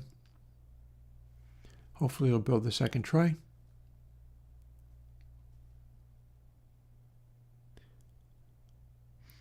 I hope to have many more examples in Meter of what the 80s sound is about, because it was very useful dialing in some of my stuff. In particular, how do you think I got sound instructions like too much air? That tone color is what's produced by that 80s sound. When it says something like too much air, that's what you get out of like Trevor Horn mixes. That's what you get out of like the band The Fix and their big hits, Saved by Zero, etc. Is the 80s sound is a particular tone color that is achievable. I've thought of making a version of Meter where you could offset it in the direction of a hue in order to target a slightly different tone color than the default model. So that you could be like, okay, my personal balance is in the direction of like The Fix or Frankie Goes to Hollywood. So I need to nail that. Therefore, let me adjust Airwindows Meter so that its tone color is tweaked so that those things played into it get perfect white balance. Then all I have to do is get perfect white balance. It will tell me relevant things regarding how close I am and which direction I need to go in order to do it. And then you're dialing in a slightly offset perfect white balance than what it would normally be. I even know how I would go about doing that. And we need to make a trigraph. See, it says trigraph question question. I don't know why it even says trigraph. There's 4 question marks and it's a subtype. So I do not know why trigraphs to enable is a thing. Seems dumb to me, but we have a name for this, so. Retro bass. There. And we're going to rebuild it even before putting it into action.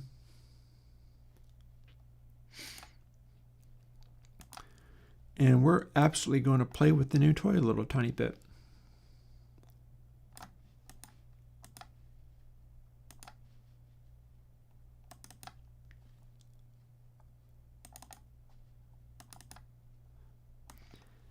But this is not its final form.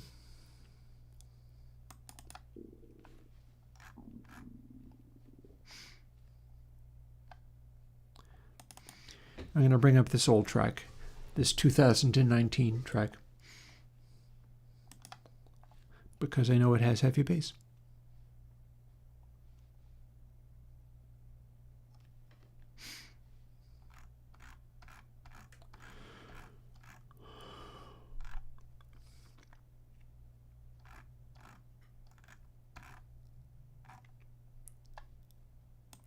Wow, I don't have anything else called retro. Fancy that.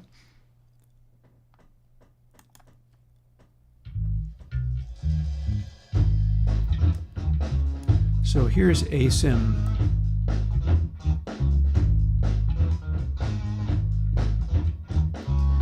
It's just applying even harmonics aggressively.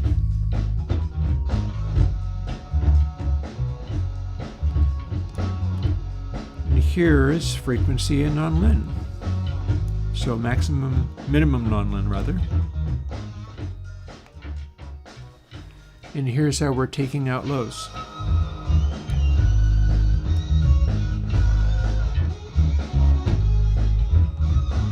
So we get very big peaks out of that.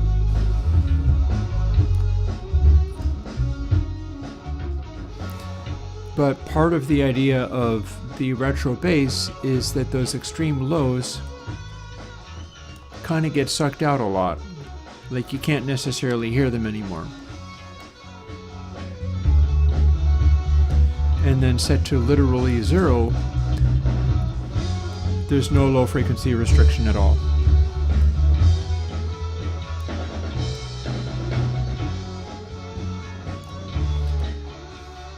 And technically, we can add the even harmonics really aggressively while also filtering the heck out of the lows until it's applying them basically in mid-range alone.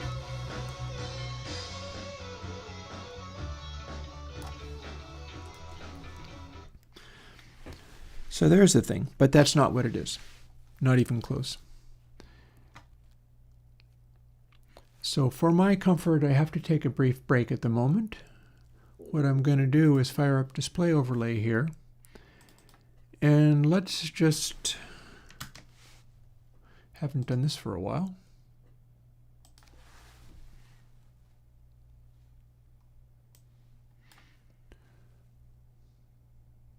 Open this up as a big pile of whatever. And content peek it. And that should be playing through to the stream. Although I gotta move some of my windows and things around in order to be able to tell if it's successfully moving stuff into the stream. See if this makes a noise. Good. Alright, when I get back I'll see how that behaved in meter, because I've never seen that before. This is all very new.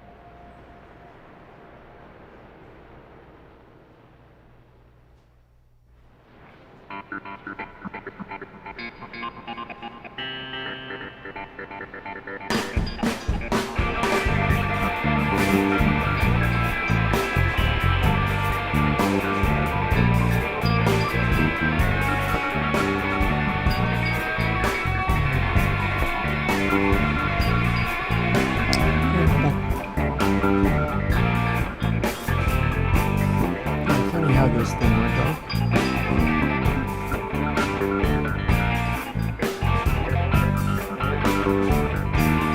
Back in the day, I was trying to do similar things like what I was talking about. I was farther from being able to actually do anything.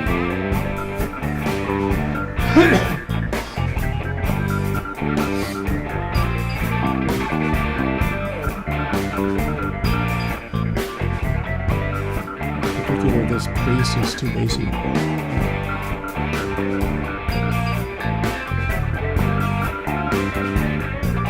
can't hear the kick.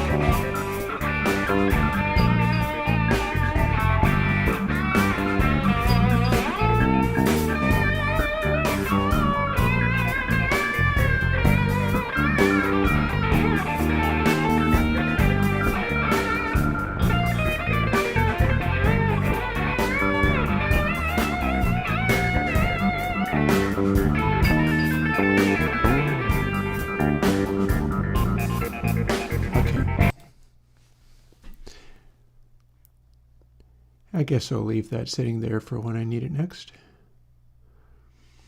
But yeah, I mean, I've been trying to get similar sounds to happen for many years now. This is a lot of years ago.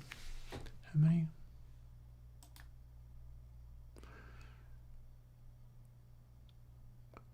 Upwards of 15 years ago, clearly.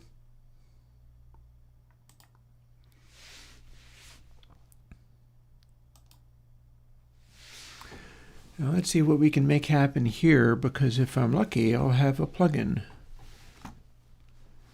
If I'm not lucky, I can put out something like Spiral. Spiral 3 needs releasing. After that, the new distortion, Weave, needs releasing. I am more happy with that than I am with the new Spiral, because I managed to get it, I took it up a notch.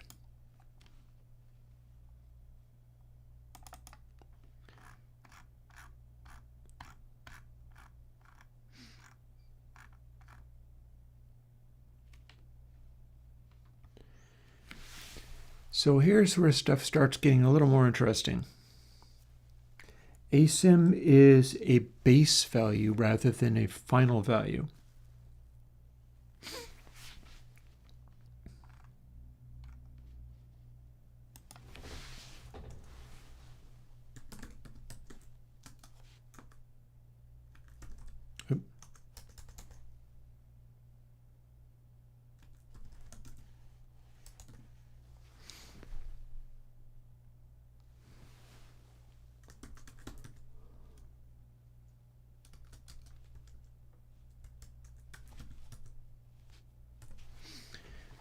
we start with that.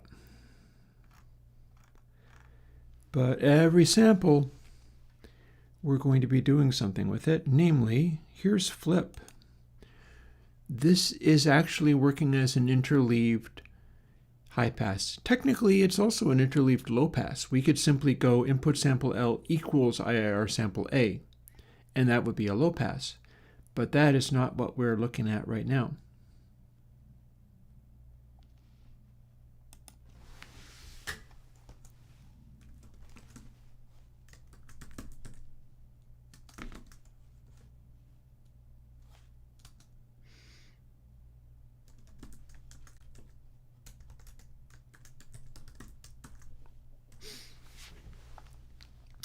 And guess what? That's exactly the same as it is here, except it's going to be B this time. And if the interleaved part doesn't work, we can leave it out. We can have it just be a simple IIR filter that doesn't do anything fancy. But currently, we can have it acting definitely fancy.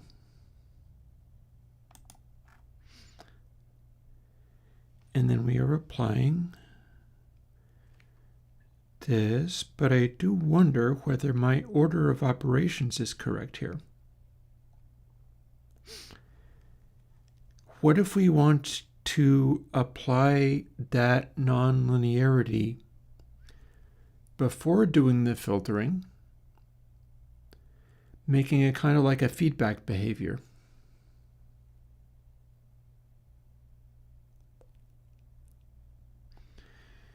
So here's how this would vary. If we apply the nonlinearity after the filtering, what's going to happen is it is producing less of an effect if the lows are all filtered out. The high pass is taking them away, and then we're applying the saturation. Saturation is modulated by the high pass, and then the high pass is already doing its subtracting thing. So I'm trying to figure out what that means.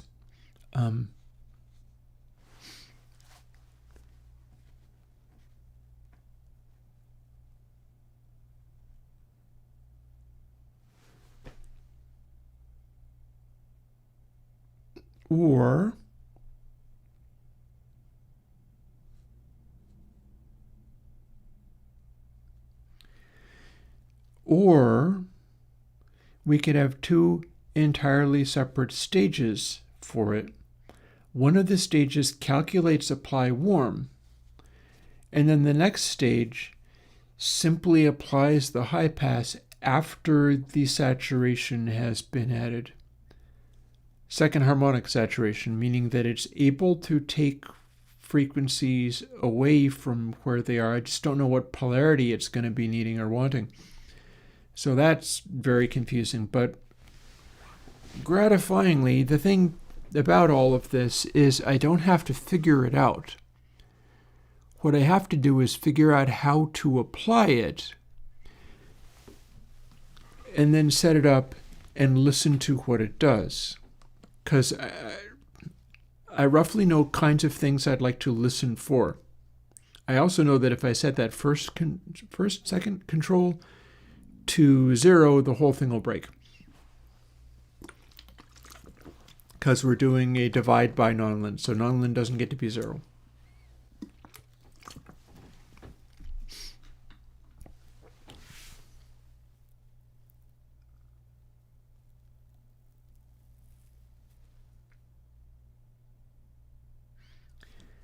And dielectric scale is asymmetrical, isn't it? It totally is.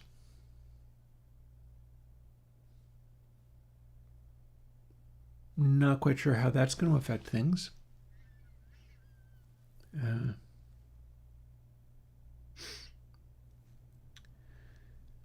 But I am confident with...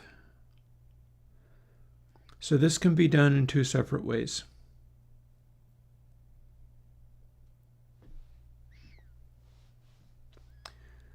One way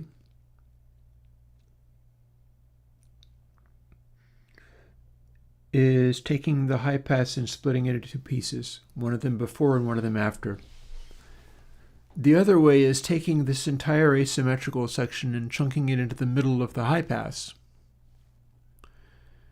That's a little bit silly, which is not to say it's impossible. I could do that. It's just kind of... I question how sensible that actually is.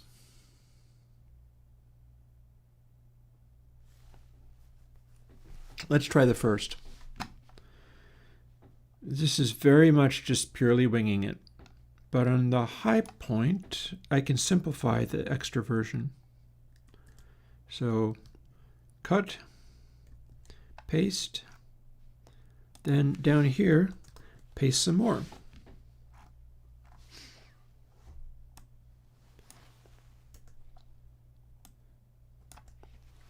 So this first section only modulates apply warm,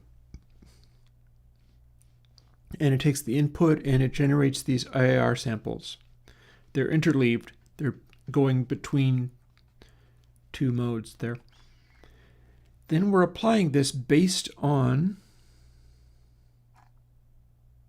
hang on, except it wasn't going to do it, but now it will.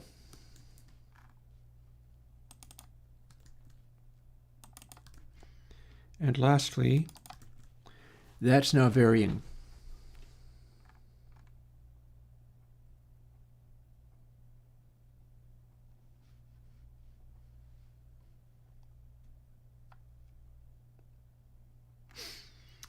And then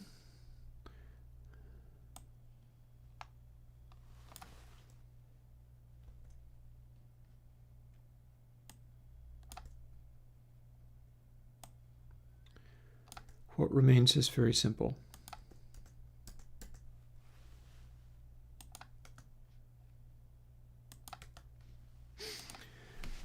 Then we simply subtract the filtery part. Although we could also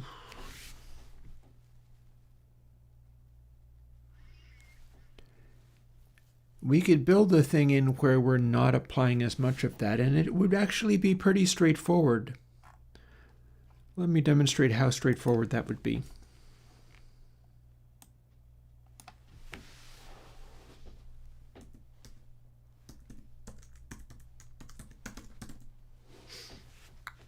If this is 0, it wouldn't be doing any high passing at all.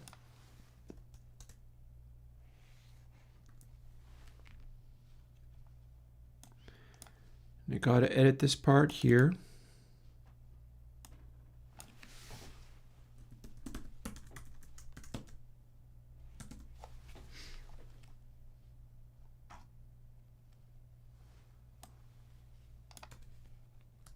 We haven't even heard any of this yet, but I'm still adding more controls to it. That's why I have this many sliders available. It's kind of like what I'm looking to do in the Reaper mix. Set it up so that no matter what I try to attempt, I have stuff waiting for me to be able to try it. In this case, this is letting me try this.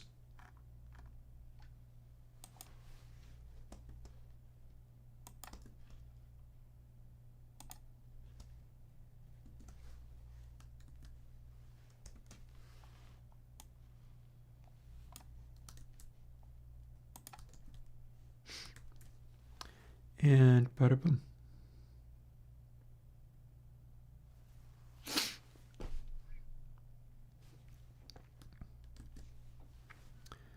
Should build, did build. All those warnings are, what are all these extra variables, which we're not using.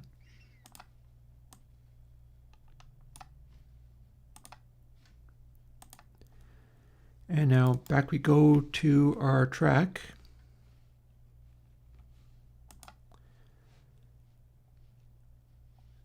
We could be looking at span for this, but I want to listen to it first and see what happens.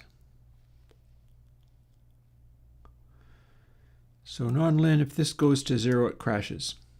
High pass amount defaults to 0. Frequency can be this. Asim can be very minimal.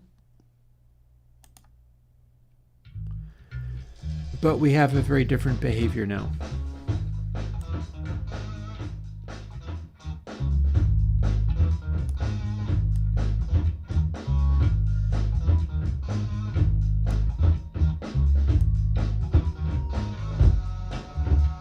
Ah, okay.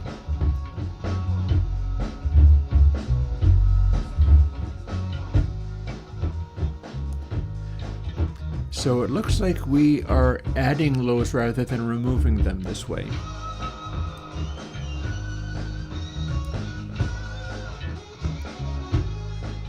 Looks like we're adding lows rather than removing them both ways.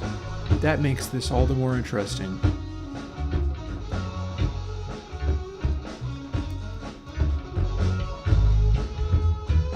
And here's what it's like with all the base still there.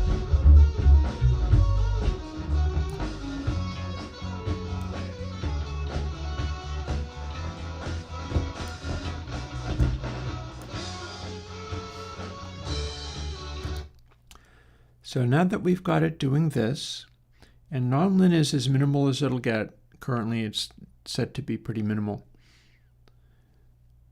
we can set it up so that the high pass amount is taking out as many lows as possible and the frequency is way up here, and then start exploring what this asim is doing. It felt to me like it was making stuff heavier,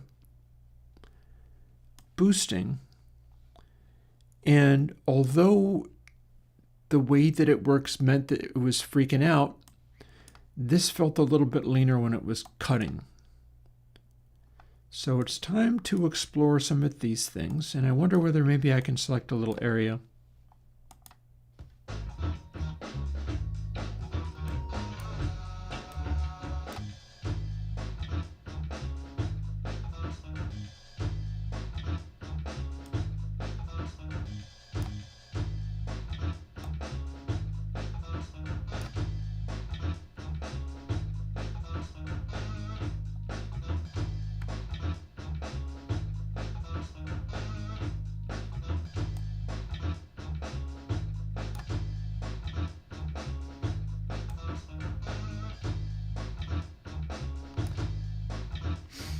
Close enough.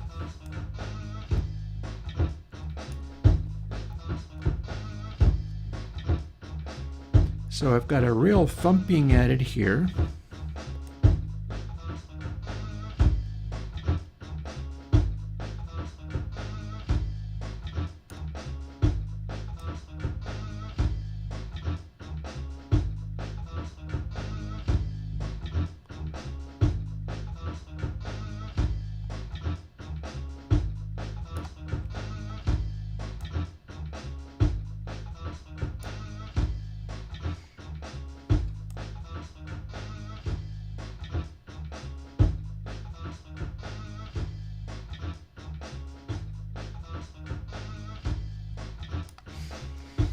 So it's already getting interesting.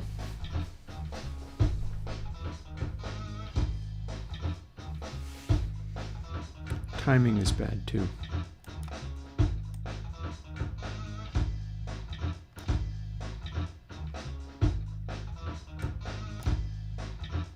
Still bad.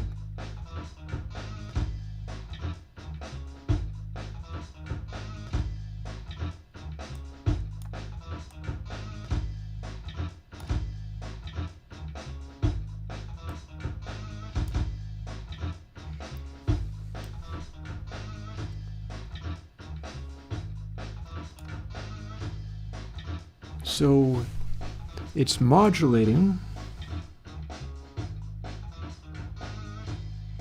It's very unsteep of a roll-off. So unsteep that I'm wondering whether the interleafing is doing me any favors. I also wonder whether non-lin is doing me any favors, given that this is already second and fourth harmonic.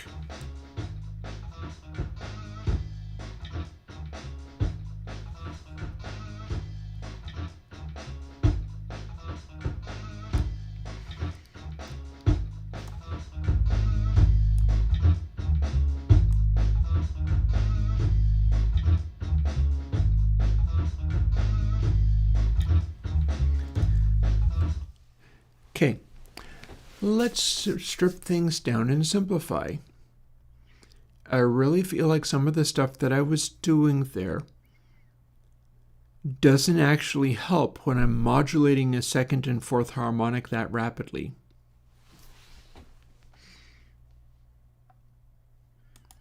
It's like I've out-clevered myself. I'm making it more complicated than it actually needs to be.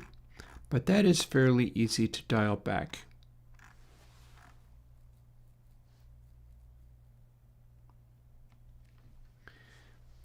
We keep this, nonlinear will not matter, high pass amount will still matter, asim very much definitely still matters. The amount that it is, however, I can probably dial that down because the degree to which I'm dialing it in.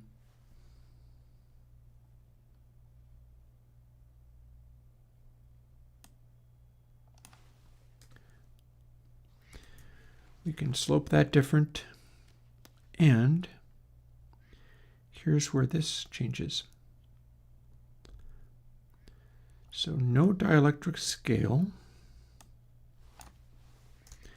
Nonlinear is essentially already even harmonic distortion. So layering it on top of what we're already doing here is not going to be helpful.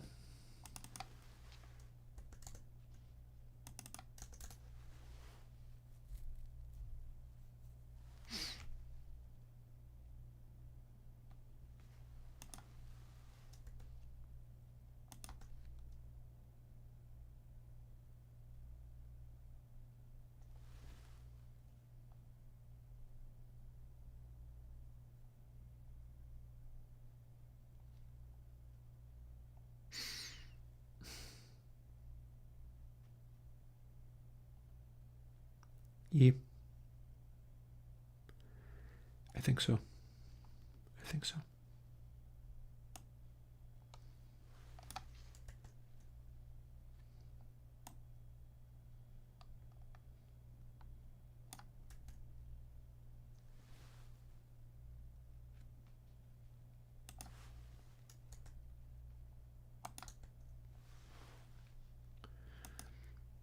That's a normal denormals thing.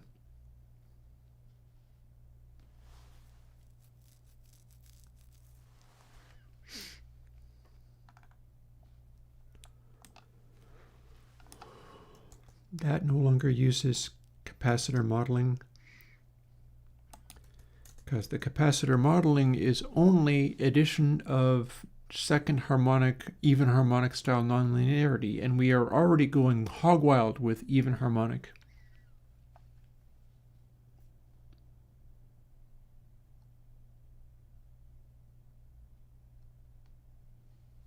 Hey, I can do this different too.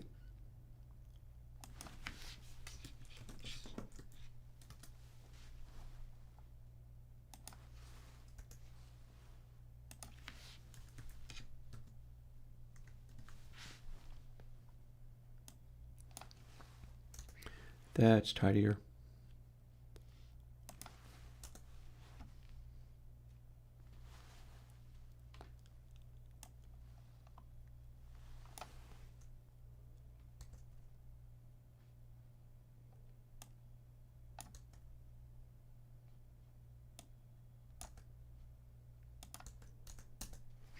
Okay.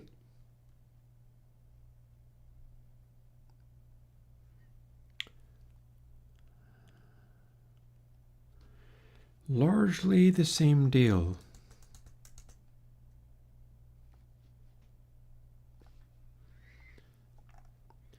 Largely the same deal.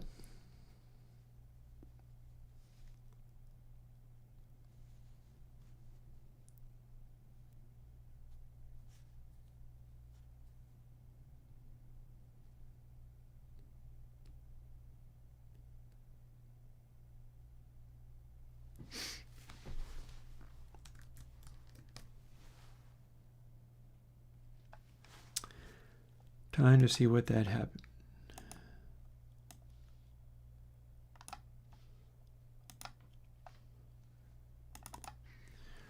Test tones are going to come into play here too.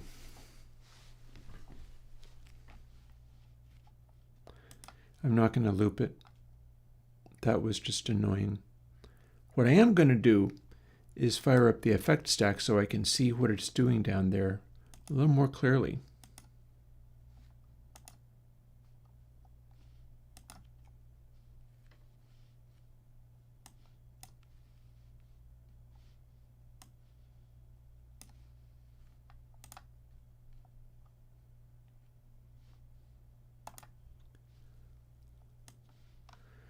We would like to see what is happening.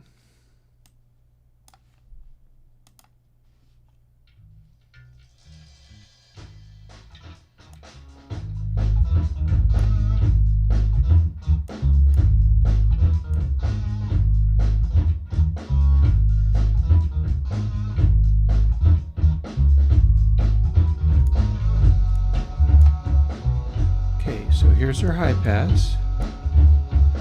Here's our high pass rolling off lows. Even lots of lows. That's all the lows gone now. Now we play with asim.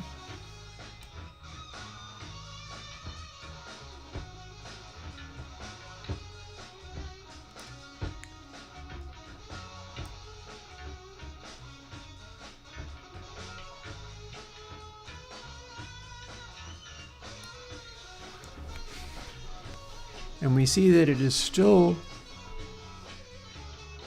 letting the lows be mostly not there.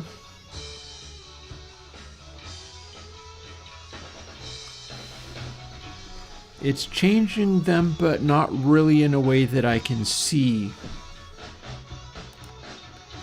But you know what we can do about that?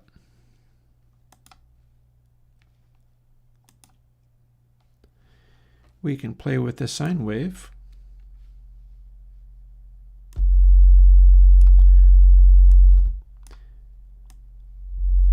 The sine wave can be made a lot quieter by making the frequency of the high pass go up.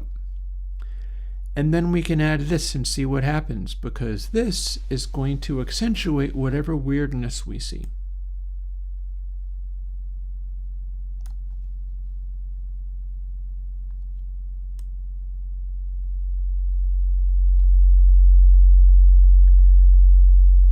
Okay, the more that gets into the high pass,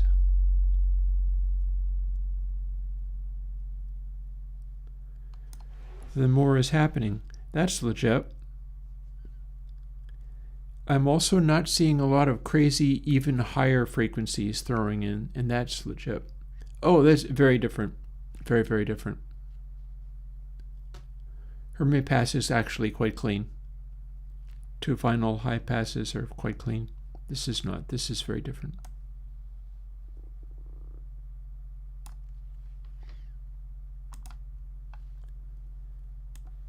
So if we crank up the low range on this,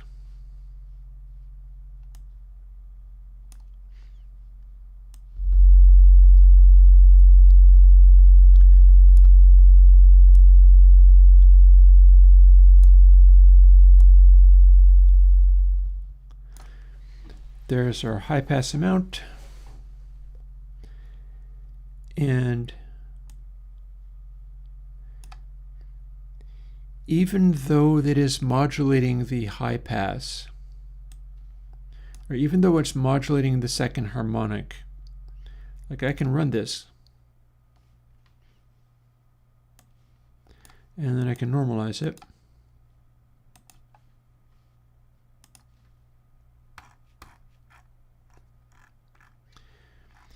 And we can see that it is doing kind of a weird thing,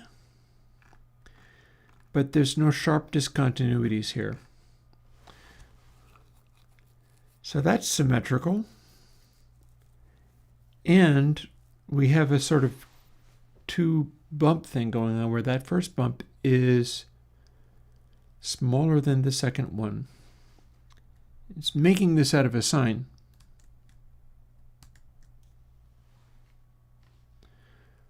Well, what if we do asim opposite?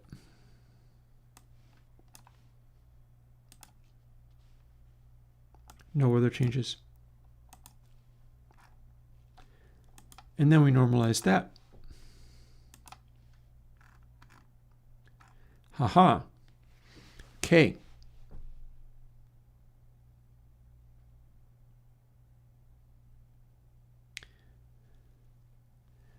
We're just feeding a sine wave into this. This is interesting. Also, I'm curious what it'll do when we don't push it as hard. We can probably work with an assumption.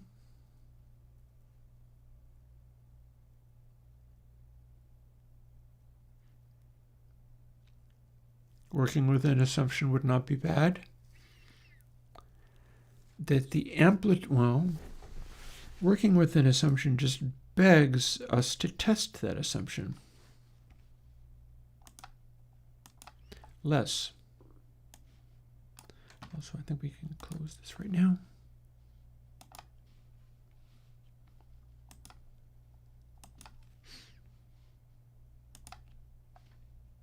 Yeah. So we got this scenario where we turn it into a weird lumpy square wave kind of thing, but here's what's going on. Asim decides which part of the wave is biggest first, and which side of the wave has that weird follow-up thing. What do I mean by follow-up thing?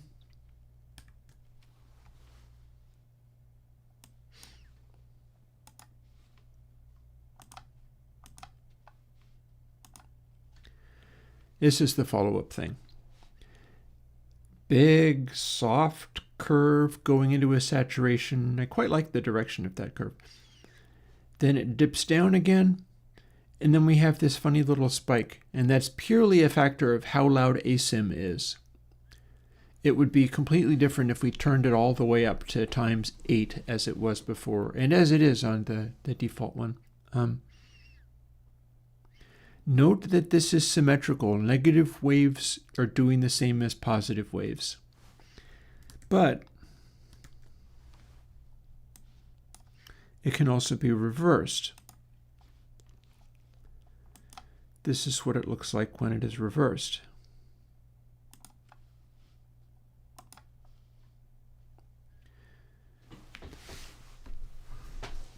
So the way this works, what we can do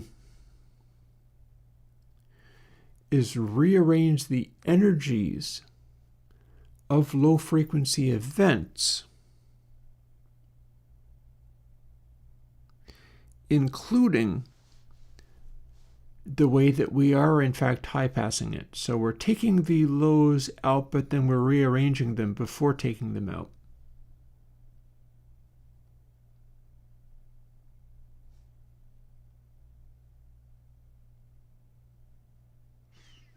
It's making me curious what would happen if I was also taking that out of the effect.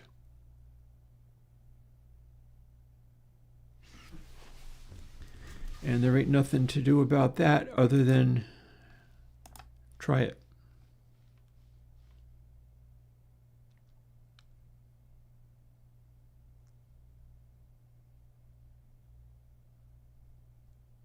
Hang on.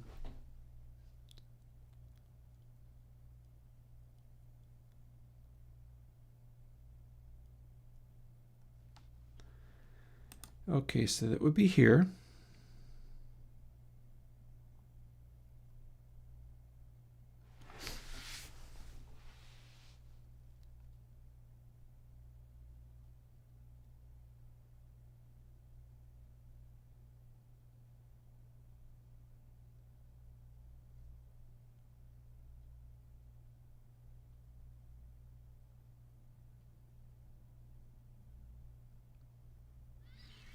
I guess what I'm asking is, what if I did this high passing inside being sandwiched by apply warm? So this might work and it might be horrible. It is, however, something I can do. Also, we can phrase this like this.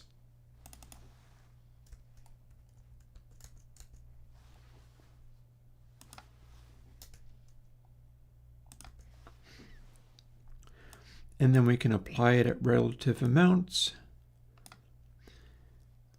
And we can apply it like this. So this is where we're leaning things out, but now it's inside apply warm, which is modulating at audio rates. I can't begin to guess what's going to happen here, but we're going to find out. I know at least it'll work. And by work, I mean compile. That's about all I mean by that. Let's play with our test tones again and see where they have taken us.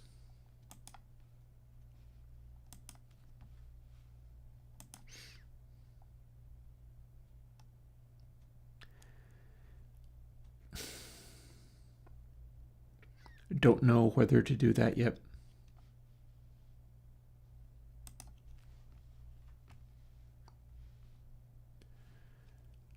All right.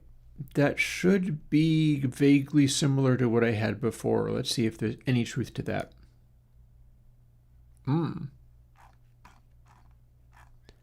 Nope.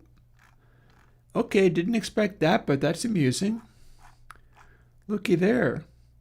We've just made a DC offset. That's all that does. Alrighty then. That also implies that the opposite will happen from here. Boom, okay. And smaller amounts of offset. No, I stand corrected. That's not smaller amounts of offset at all. That's something much stranger.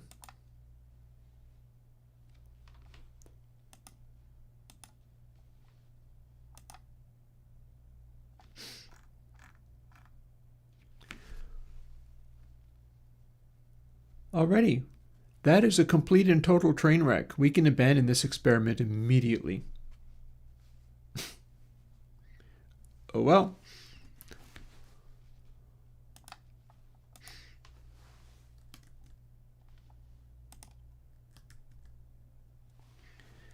Back to what it was.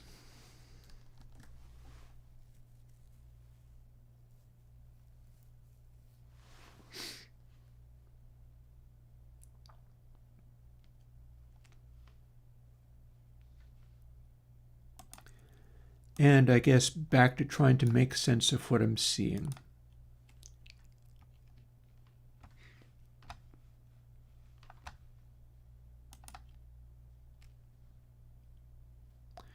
And I want it to be taco time already, but it's not.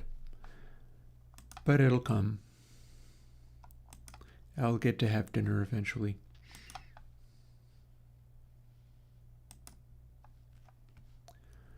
Okay, back we go. Full asim, full high passing.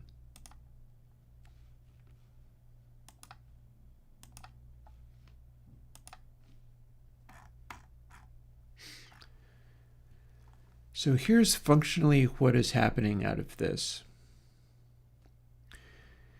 We've got this funny nonlinearity thing going on by the way that we are applying the second harmonic and the fourth harmonic. It's an even continuous behavior.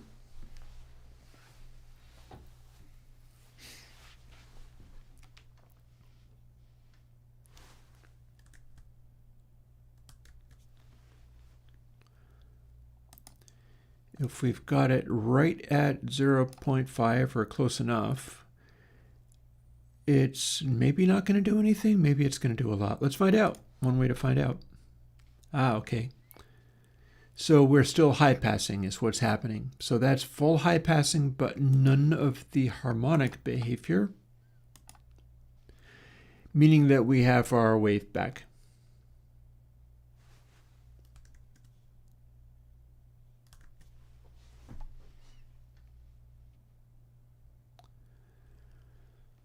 So the high passing is going to be pretty strong. We've set frequency so that it is just applying as much of it as it possibly can. I wonder if I can hear it.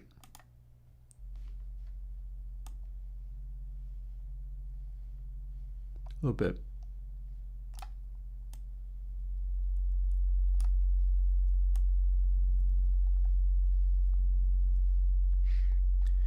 If I allow a little more in,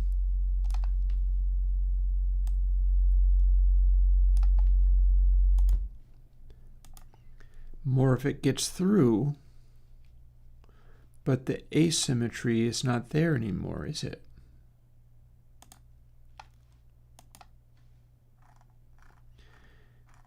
I feel I see a little reshaping of this wave, but it is very little.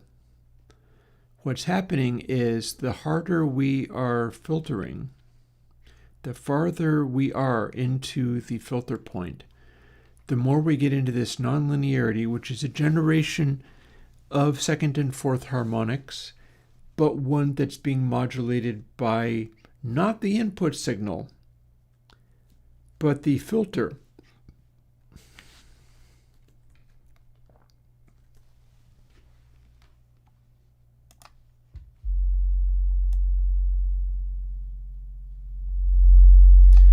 So we got our full bass.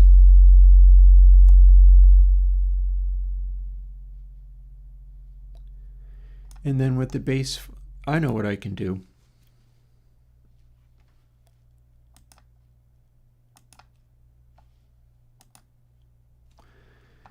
What do we do with full crank?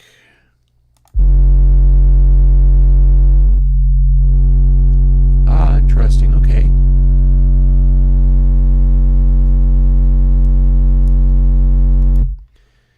So full crank going into this, it's doing floating point, so what I should be able to do is normalize it. Full crank going into this produces this funny effect.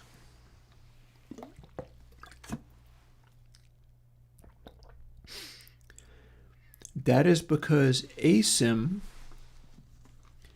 is doing its second and fourth harmonic generating. This is also I may call it asym, but it's a very symmetrical wave. Or is it?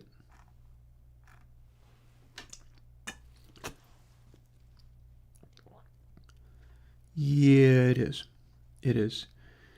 It's hanging over in this end quite a lot, and then it's crossing over just as it's about to hit this.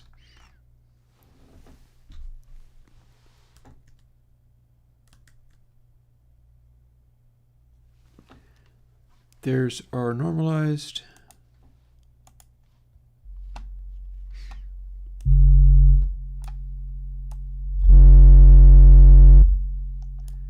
Here's our maximally filtered, which is not infinite, but we can high pass it quite hard. And then high pass amount gives us the wave back. Nonlin doesn't do anything anymore.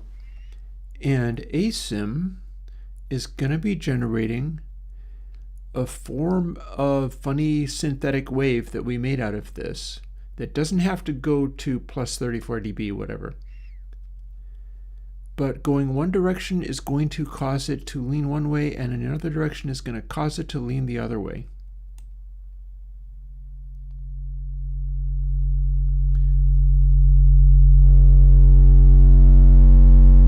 To the point of 2.49. So let's see what we see at about minus 6 dB output when we do this.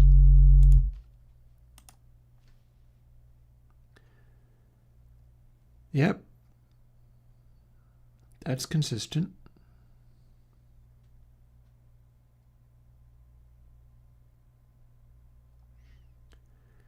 I wonder to what extent the upswing here is simply the beginning of the wave. But you know, there's something we can do about that too. If this is proving puzzling, we can abandon having the one continuous full volume wave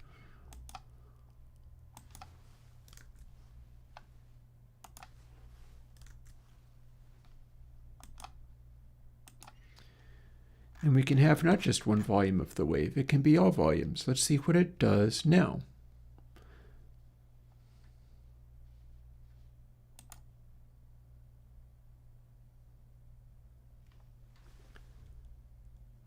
It's going to be very strongly amplitude dependent.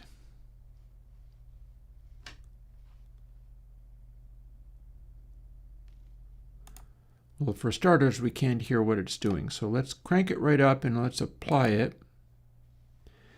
And we'll get a glimpse of what it's doing. Maybe.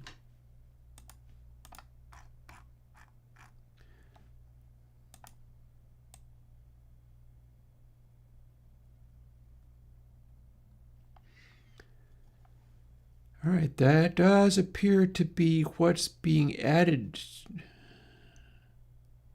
This is the output of the high pass.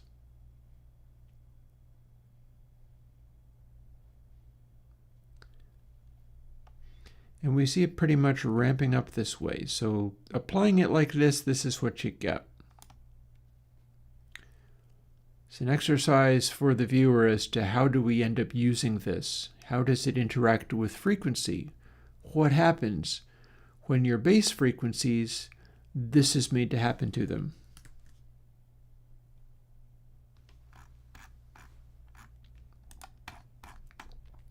Here's our regular sines back again. So for starters, if we did that, but then we only applied half of it, like literally exactly half of it. Now, isn't that interesting?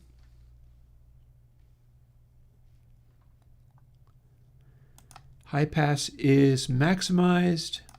Here's the point where it freaks out and runs away. So that's amusing. What are we looking at when we do that?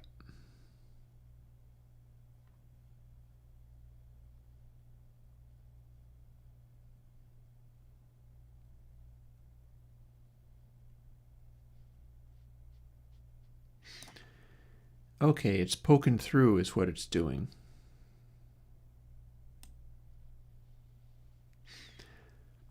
So we're looking at a wavefold. We're looking at it being turned into like a rounded sort of behavior, which then this is where it wavefolds.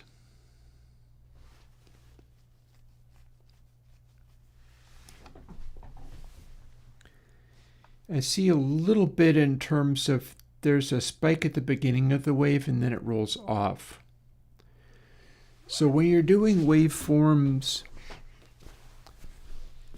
like if you run waveforms through analog gear, and they're like you run square waves to see what the analog gear does, almost always you're going to see a sort of trapezoidal behavior. You're going to see a behavior where the flat top of the square wave that you're testing, it tends to fall off. It doesn't tend to ramp up. It tends to fall off because the capacitance of the circuits run out of juice. That is this direction of asymmetry, in the sense of it's making kind of a ramp.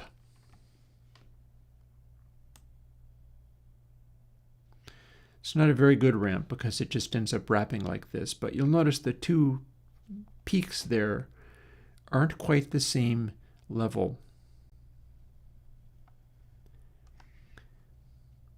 So the next thing to test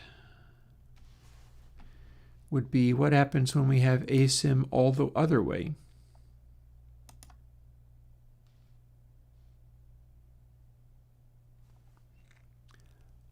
Gosh, didn't expect that.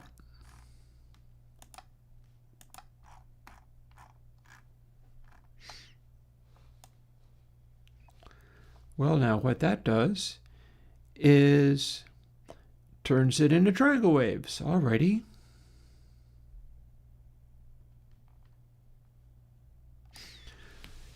So funnily enough, the way this is behaving, none of it is actually producing second or fourth harmonics anymore. It is being modulated by the amplitude of the wave.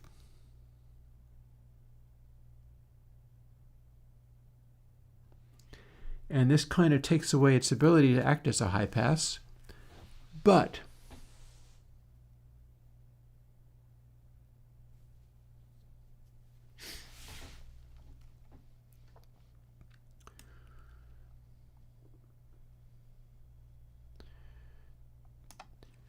what if you ran your sine waves into these things, but instead of forcing them to become clipped off waves, the high passing tended to force them to become triangles? Like you lost the girth of the sine wave shape, but you kept the same amplitude. And then this compared to a sine wave is not nearly as loud. There is a type of high passing happening here. The bulk of these waves is not nearly as big as they would otherwise be.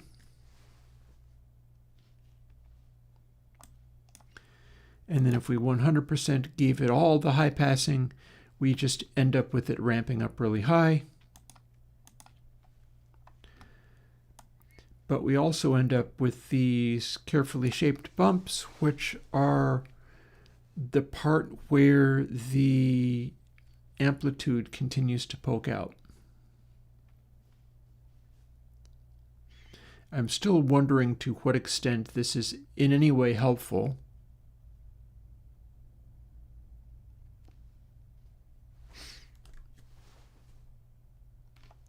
But we do have our nice thing to measure now, so let's start fooling with it in other ways. Here's half as much asim as was there before, at full high passing. Alrighty, so that doesn't kick in nearly as much.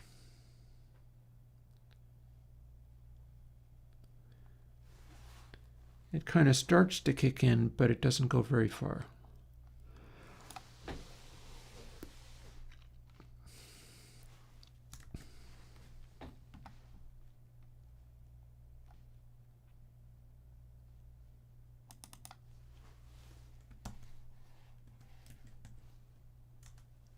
Even less. And now let's normalize this so we can see what kind of wave shapes. Oh, look at that. Hi. Now that's interesting.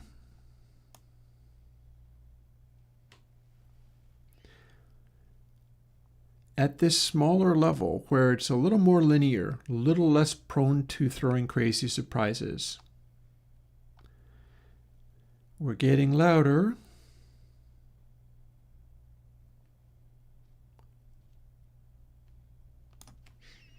We're getting wave-shaped.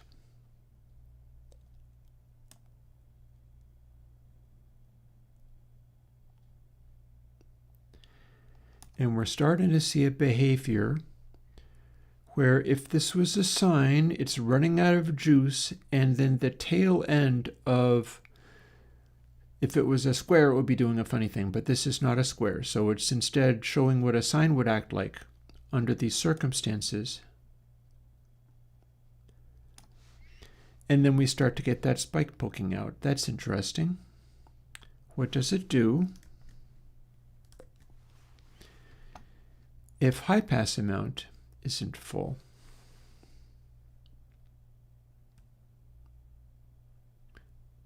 And yes, we're going to try the golden ratio too.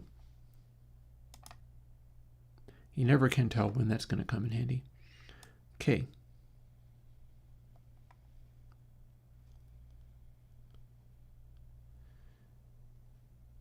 So in this, we don't see much happening.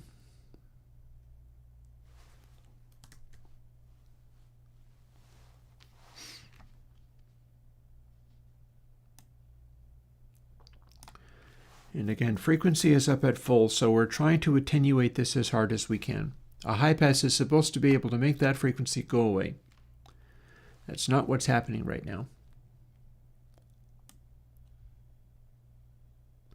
If we did have it trying to make it go away completely, that would succeed fairly well. When we start cranking up asim, it starts acting crazy.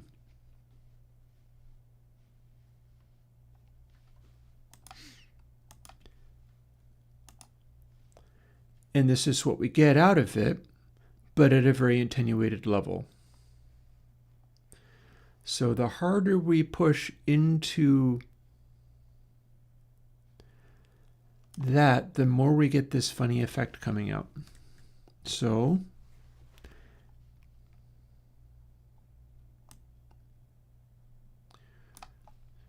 what if we had very little asim? That's going to successfully take the lows out real effectively. What did it do to the waveform, though? It did squat. It didn't do anything. Though that is a shape. That is a reshaping. I did not do the yard sale thing yet. Maybe I'll be able to do it this fall.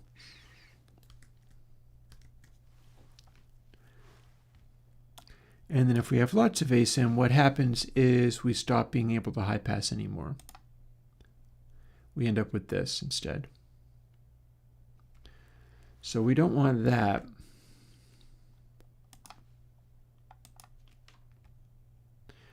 We can almost dial it in by how extreme it's allowed to get.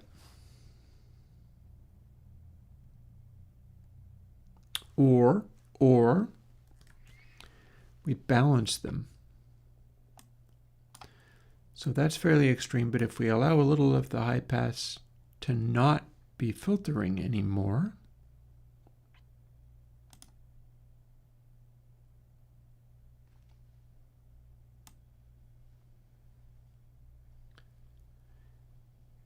there's that behavior I was talking about where we get to turn it into a triangle.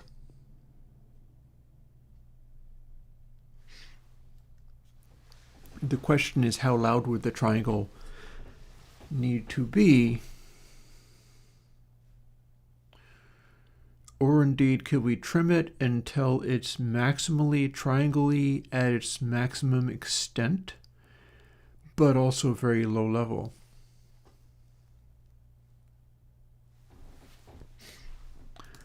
Also, just for funsies, if we were doing the opposite behavior,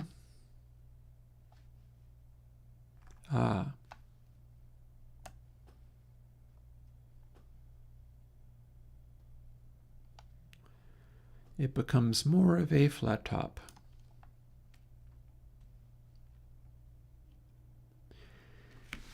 Making me wonder whether you can turn it into a literal second harmonic. So I guess first we will dial this in and then we'll look at what it does in span.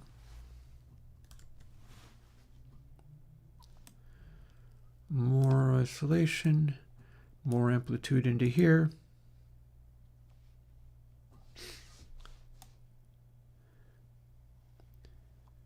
Okay, too much cancellation.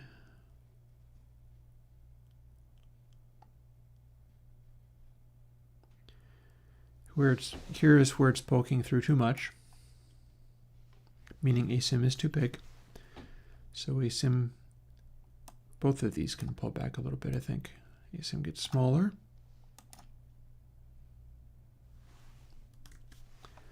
Asim gets even smaller.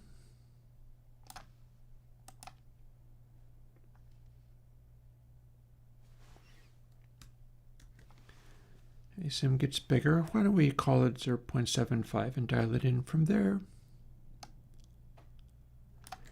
This is the way that it's being calculated, we're like multiplying it by 4, so this becomes almost like a unity gain applying of it. And now we have something that is occupying about the same amount of space, but it might be sort of frequency doubling once it hits.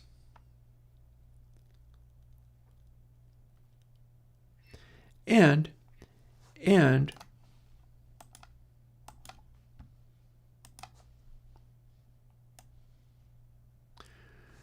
look at what the end result does now. As it ramps up to where it's running into the high passing,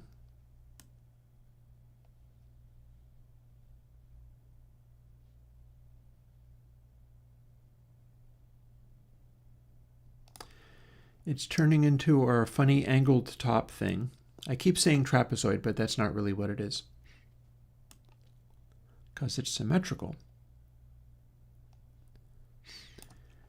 And then we start losing energy more and more.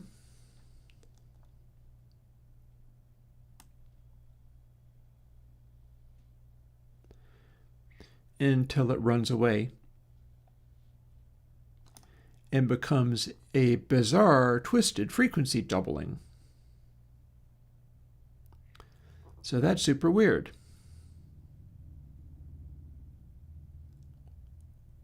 And the amplitude looks about the same, except for I normalized it.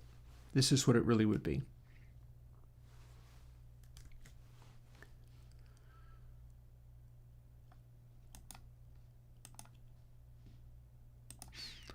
In theory, I'll be able to use this in span. Or rather, effect stack. Come on. Come on, you. I know you're an anti-computer and you don't really want to work, but that doesn't matter because I want you to work. Ah, but it looks like it remembered the setting, so that's fine.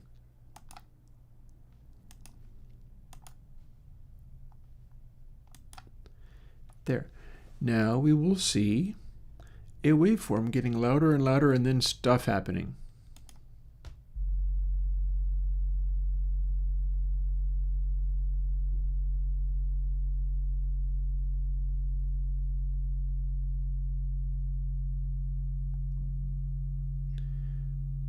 Actually, stuff was happening right away.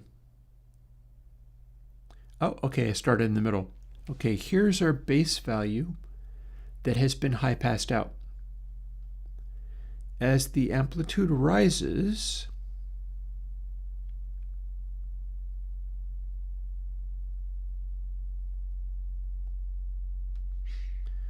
we start to see a series of harmonics showing up.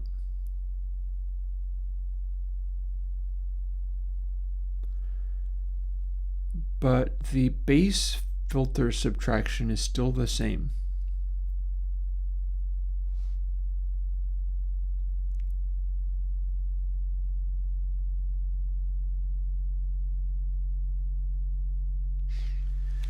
So what this would be producing would be a high pass that starts throwing very rounded and mellow upper harmonics as it goes. Also, it was just taking the lows out more.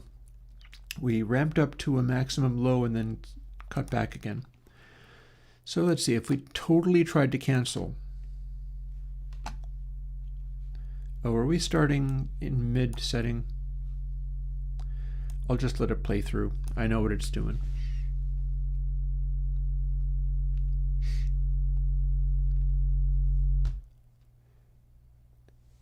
So we are canceling our primary sine wave out by about 72 dB. It's creeping up a little bit as it gets louder. And then our harmonics start ramping up as the amplitude gets bigger. But the fundamental tone is not getting any bigger. There might be a high pass amount setting that optimizes this. Because I believe what we're going to see here is it's going to get up to its maximum point, which appears to be about here. And then it'll start creeping back down again. Nope, it's still getting bigger. And listen to my stomach go, it wants tacos so bad. This is a long file to play. Oh, it just kept getting bigger throughout. That's interesting.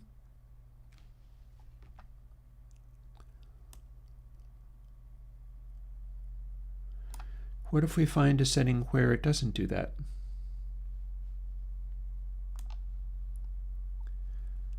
Frequency is all the way up.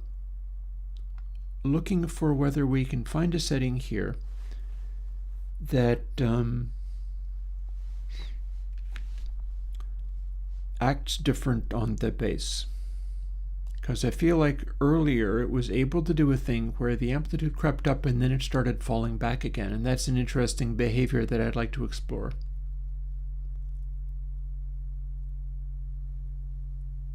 And that's literally what we're seeing right here. Look at that. Look at that go. But now it's going back up again. That's weird. Alrighty.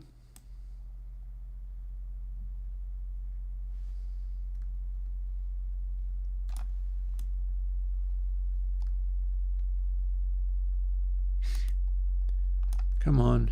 Come on, come on. 0.75.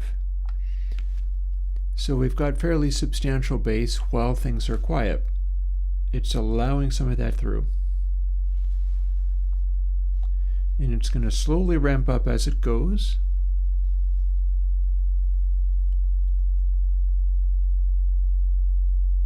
But if this works the way I think it does, it's actually going to go back down again. And the question is, what's it doing when it is at its loudest point?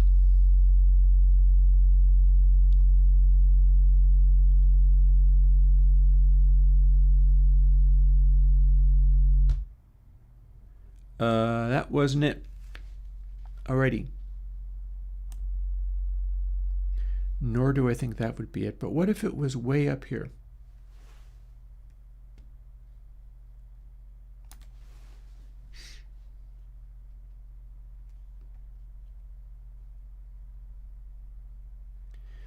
And we're no longer doing the interleaving.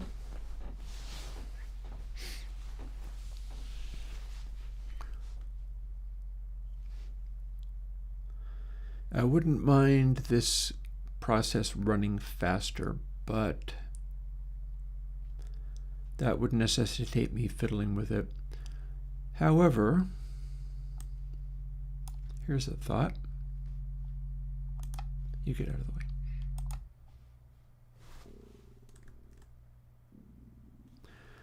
What if we just take the loudest possible setting and see what it does there?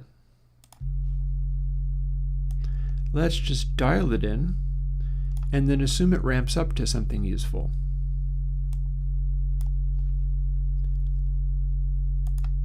So there's our position at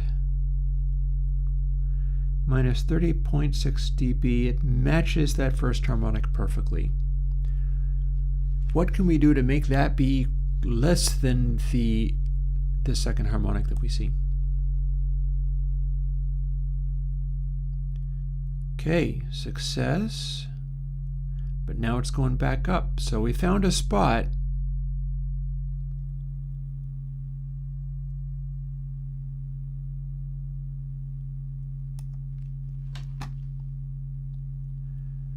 where the fundamental is like 44.1. Upwards of 12 dB quieter. Now, what about this?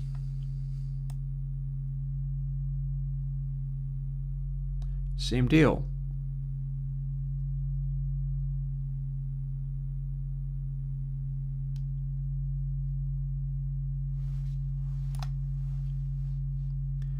Same deal. These interact. If I'm going with a full amplitude sine wave, I can set these up so that it applies maximum harmonics, and at its loudest, it cuts out that sine wave as much as it can. Because the raw signal is this. I'm looking to do a particular kind of high pass that's generating this when it's canceling, and then we'll hear what it sounds like on music. But I want to see what this does, because we can sweep this up from any frequency, and it'll have the characteristics that it has. So let's dial it in. Again, maximum amplitude is 1. It's a normalized sine wave.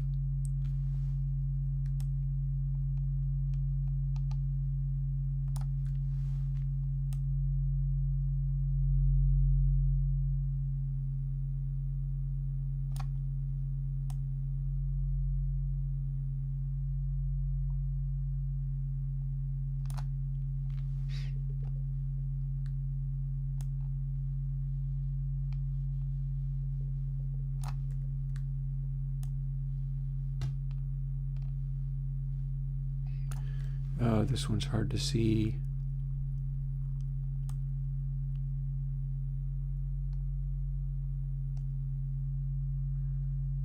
And I can no longer hear the fundamental tone, can I? But I can see what it's doing.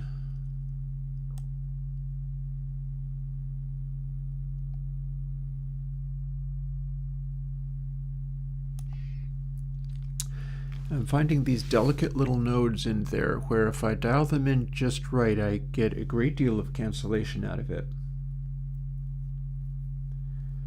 There's a maximum point of cancellation, and it is not cranking high pass amount, which is what is being subtracted, up all the way.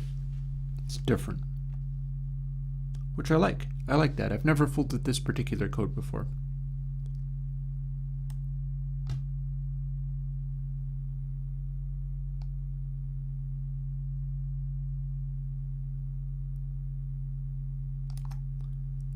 Where are we at?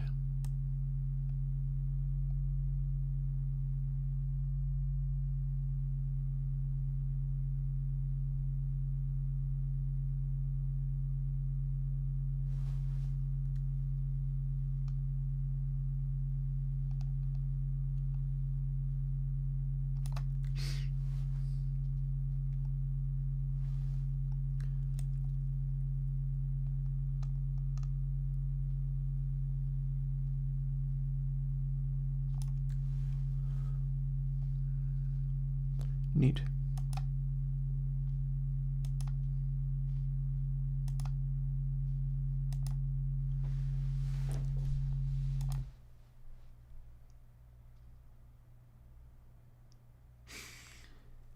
We've got a something.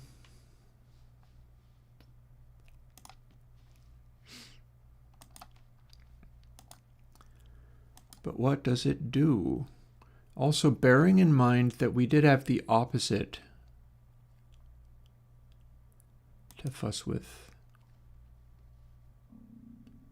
Haven't yet done that.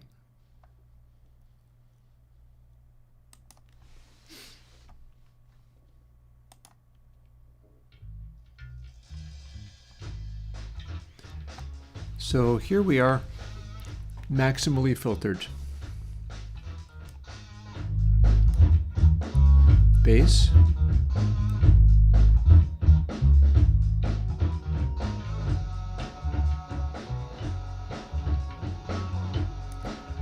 More in the way of mid-range, really.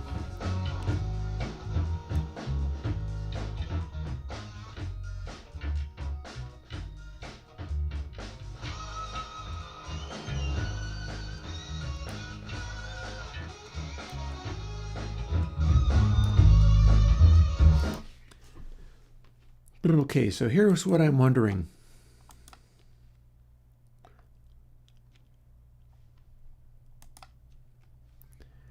What do we get if we run that into the plugin I did on Tuesday?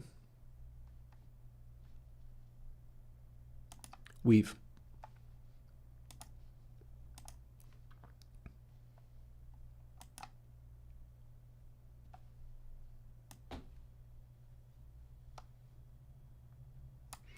Should be able to cut the volume right down with the filter and then bring it right back up again with some saturation.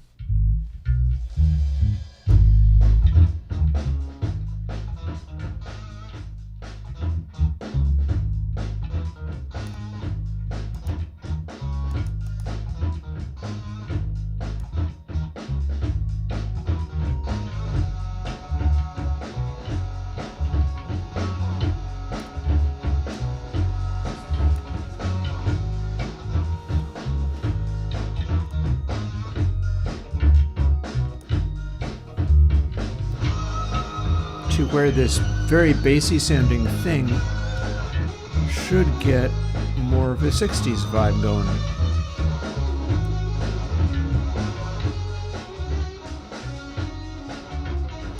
Or even an early 60s vibe.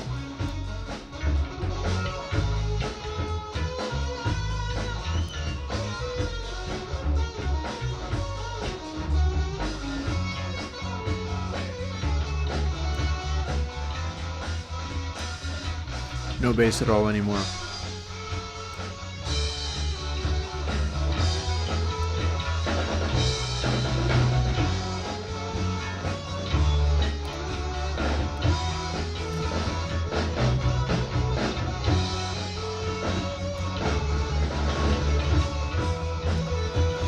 So that's starting to get into that zone.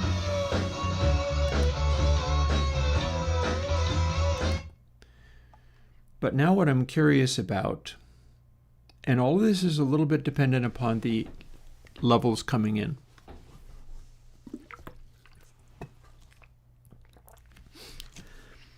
If I set this up right, I think I can get some of that, like the old EMI console kick drum kind of thing coming around, where it's like, where did it go? Where's Ringo's kick drum? Until they started doing Tomorrow Never Knows, you couldn't hear anything that he was doing, and yet it was kind of there and there was something going on. But it was all transmitted in the form of like energy and stuff, rather than coming across like, oh, yep, there's the bass frequency.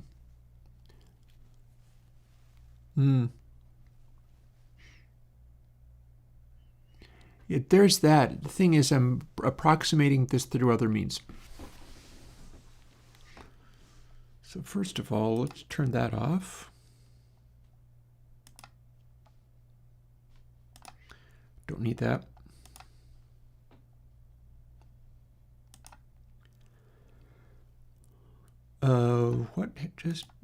What did you just?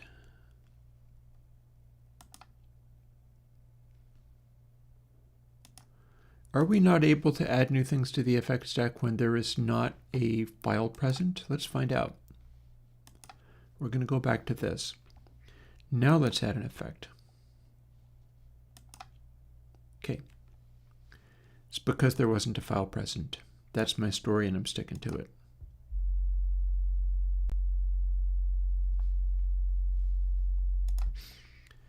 And then we're testing this based on a normalized wave. So boop, dialing it in based on full volume bass content. There we are. So it's a high pass, but it kind of saturates in an interesting way. So here's the next question. I feel like I want to write this down. I definitely want to write this down. The question is, how convenient is that? Here's a list of all of the plugins that I need to do. I'll use that. I'll use the flip side of that. That has a list of other things that I was in the middle of calculating and doing. There's a good enough place to put this. Plus value 0.74. And amount is 0.92.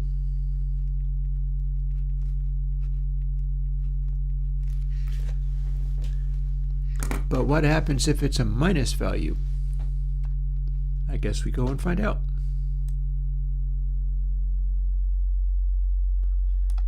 Well, firstly, this is the maximum high pass amount.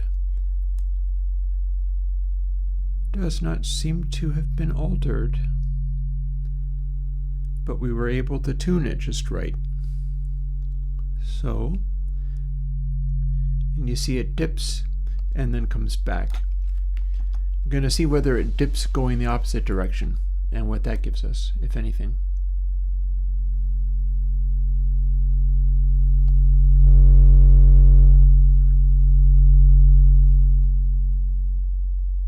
Looks to me like it consistently increases in volume in the opposite direction.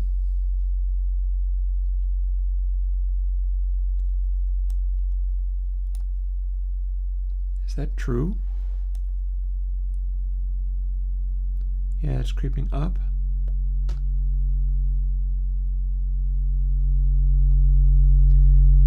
Yeah, it just ramps up in volume for the opposite setting.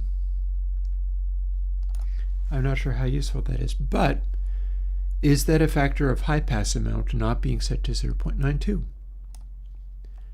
There we go. Now it's settled down quite a bit. Now what?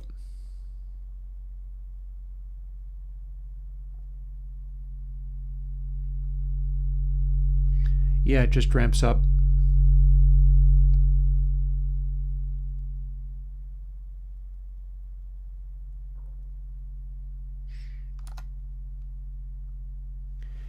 Yeah, we don't have that funny behavior in the negative direction. Not even close. So here's where these frequencies kick in but have not started making the fundamental louder again.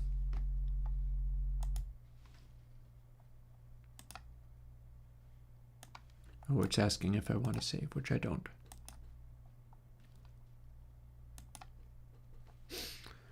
So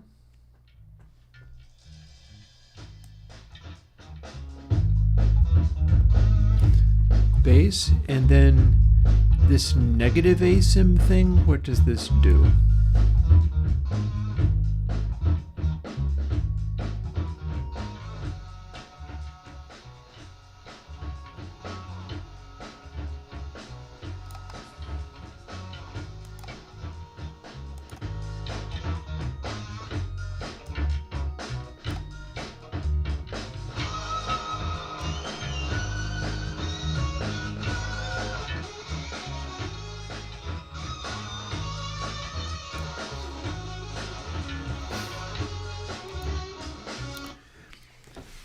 Okay, so what I'm curious about here is that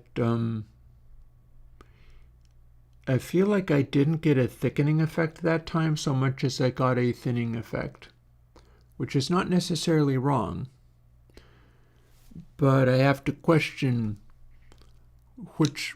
I'm also very curious as to how all of this is producing deeply symmetrical behavior.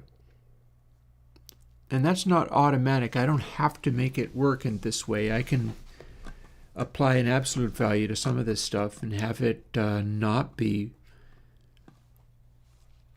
purely symmetrical processing.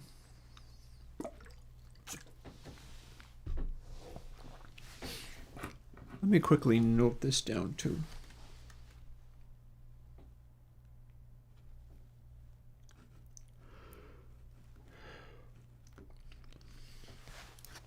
So negative to 0.368, positive to 0.74, positive also would have the amount of 0.92. If we're playing with these and adding a little bit of weave, this is the rough gist of what each of these things sound like in turn.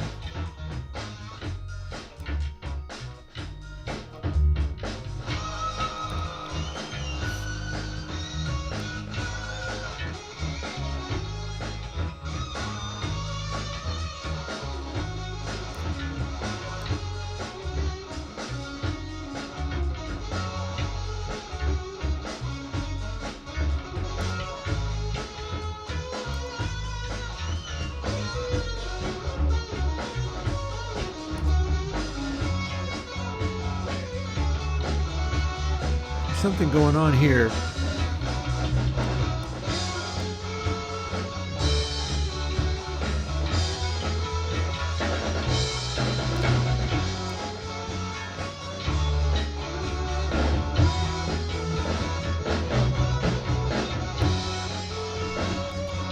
Not sure if I like this as much.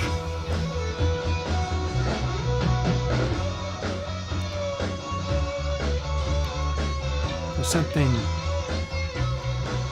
discontinuous about that.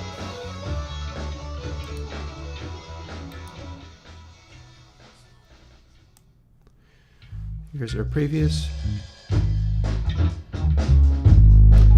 Full bass.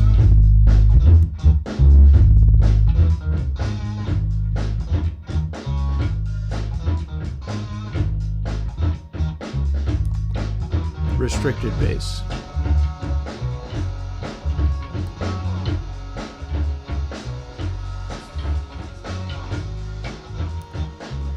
And then even more restricted.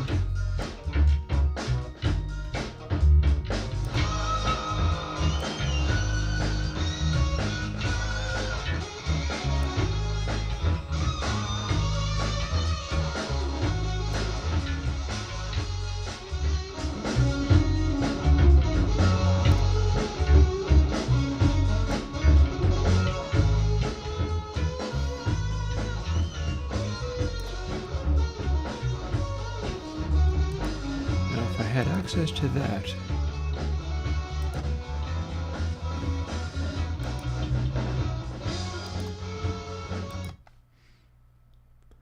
And then try a different track. Here's one we've heard a million billion times before, Alien Kittens. Also, we need to include overall scale for the IIR.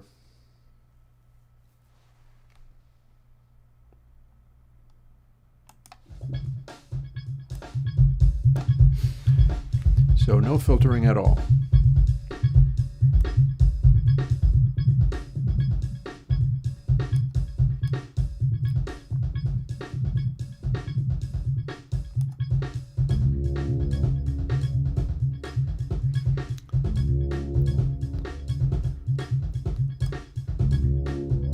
So here's a take on retro-sounding Alien Kittens.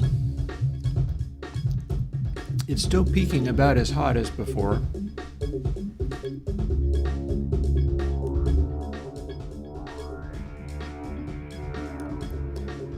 But we're able to take almost all of the girth out of it.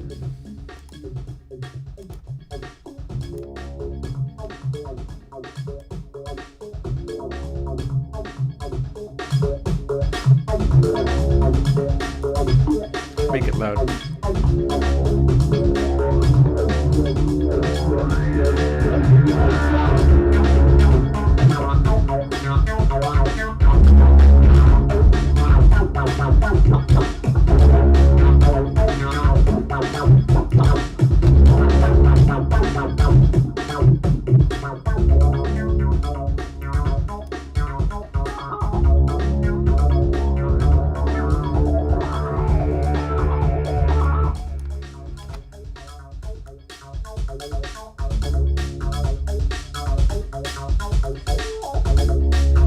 Only highs, weave saturation.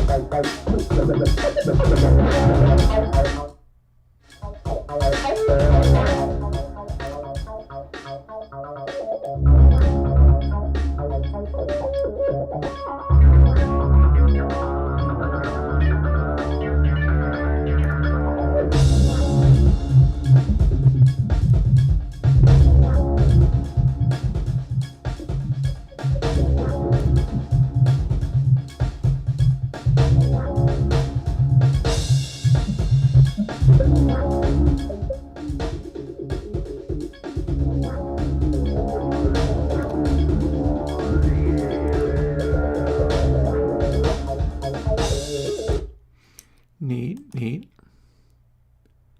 How about something else?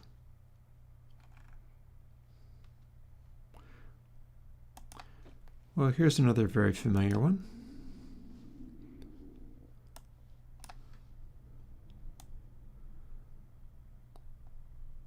So Discord, increasingly oldinated and saturated.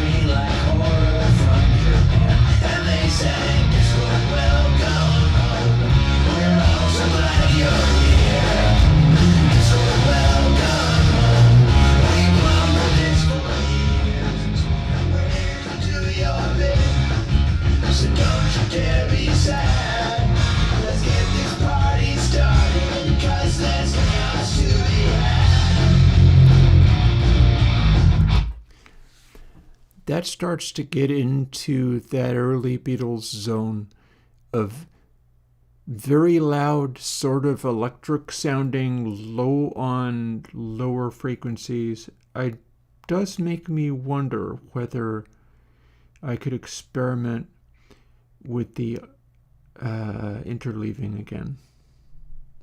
But if I did that, I would completely lose the ability to take the lows away. The lows would be half as effective as they were.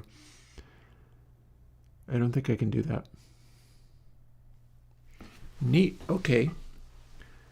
It's looking like the additional controls I have here are of no use. I've got like exactly one correct setting for this. That's not necessarily wrong, but it's disconcerting, which doesn't make it wrong. It's just disconcerting.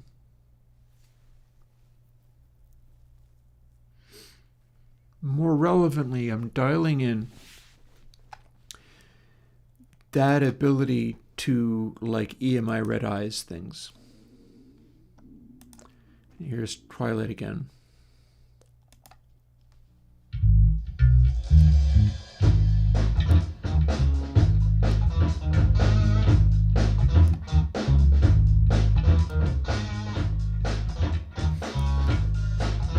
Now it's a really bassy track, but now it's giving a lot of 60s EMI.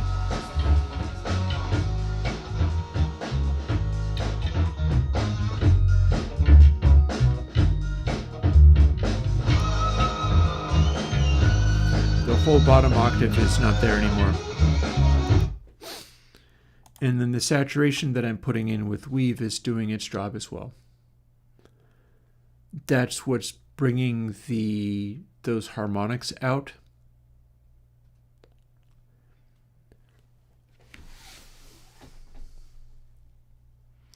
This might be getting me where I need to go. I do feel like I should keep throwing weird other sound files at it, though. That I can use. What have I got sitting around here that I could use? Well, I could throw me singing Bowie. That is just a cappella. I don't have a lot to play with here.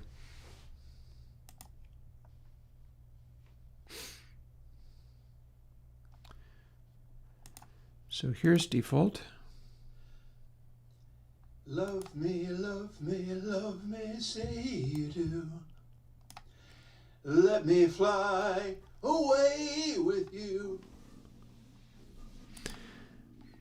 And then Take two. Take two, he says. It was never as good as the first one. I should just do first takes. Love me, love me, love me. Yep. No. No, he says. Take three. Love me, love me, love me, say you do. At least I try to sing more of this one. Let me fly away with you. For my love is like the wind, and wild is the wind. So pitch is all sketchy there. Try a fourth one. Now I will apply the processing. Love me, love me, love me, say you do. Let me fly away with you. It's For my love is like the wind, and wild is the wind. that's got some Try a of fourth one. that Beatlesy honk to Use it. the David Bowie microphone technique. Love me, love me, love me, say you do. Let me fly away with you. Yeah, I'm shooting for the reduction in lows that is consistent with these really old pieces of gear where there's this mid-range sonority that just jumps the heck out really aggressively. It should be able to do that on like anything. Any sound that I throw at it, it should be talking that language. I feel like there's some of it going on here. It's the question of, what is the cutoff frequency set up to? What's it doing? What are we doing with weave? I've got a fair amount of saturation going on. That is one of the things that's going to fit into the final. It's also going to fit into Console X3, by the way. I'm not waiting, but. Love me, love me, love me, say you do. Let me fly away with you. So you can, love me, love so you me, can saturate. Love me, say you do. Let me fly away with you. You can saturate so the harmonics jump out in a particular kind of way. Love me, love me, love me, say you do. Let me fly away with you. Love me, love me, love me, say you Default. do. Let me fly away with you. Yeah, I think that works real nice. It's not necessarily the only thing that I would do. In a Console X3 mix, I'd probably be using the filters to accomplish similar things. But that wasn't the case back in the day. So this is not too shabby as far as being able to accomplish a similar thing with very, very basic controls. Yeah, it's got a kind of charm.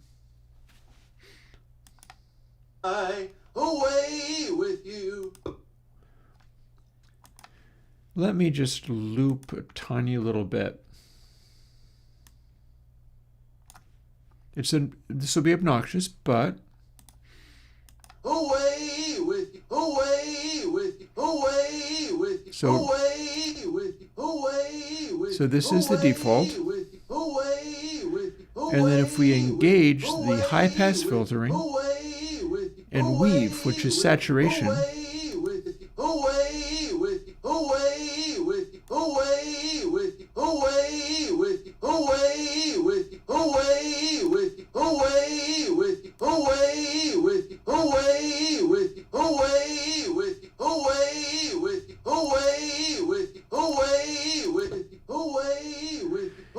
we're really getting that sort of through a speaking trumpet thing when we push it just the right way.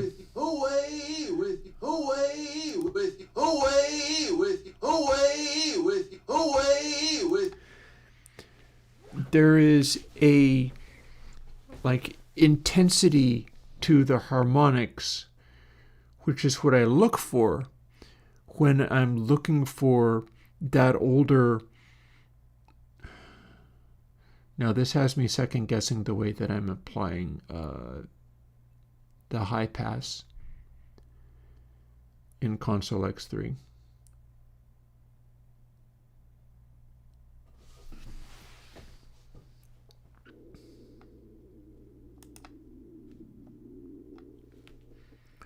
Man, I'm so hungry.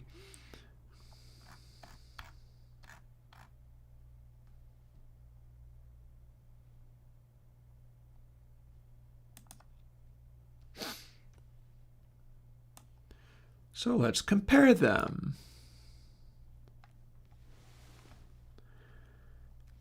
Console X3 will actually end up having weave built in. In fact, I may have already done so. I think maybe I have. This might be the one where I've actually already built weave in. Oh no, I can't. It's not that time. It's going to be that time soon enough. When the time comes. So. Away with you, away. Oh, and now we're overwhelmingly loud, so let's not go that hard. With you, away with you, away with you, away with you, away with you, away with you. So that ain't quite right. Here's the saturation.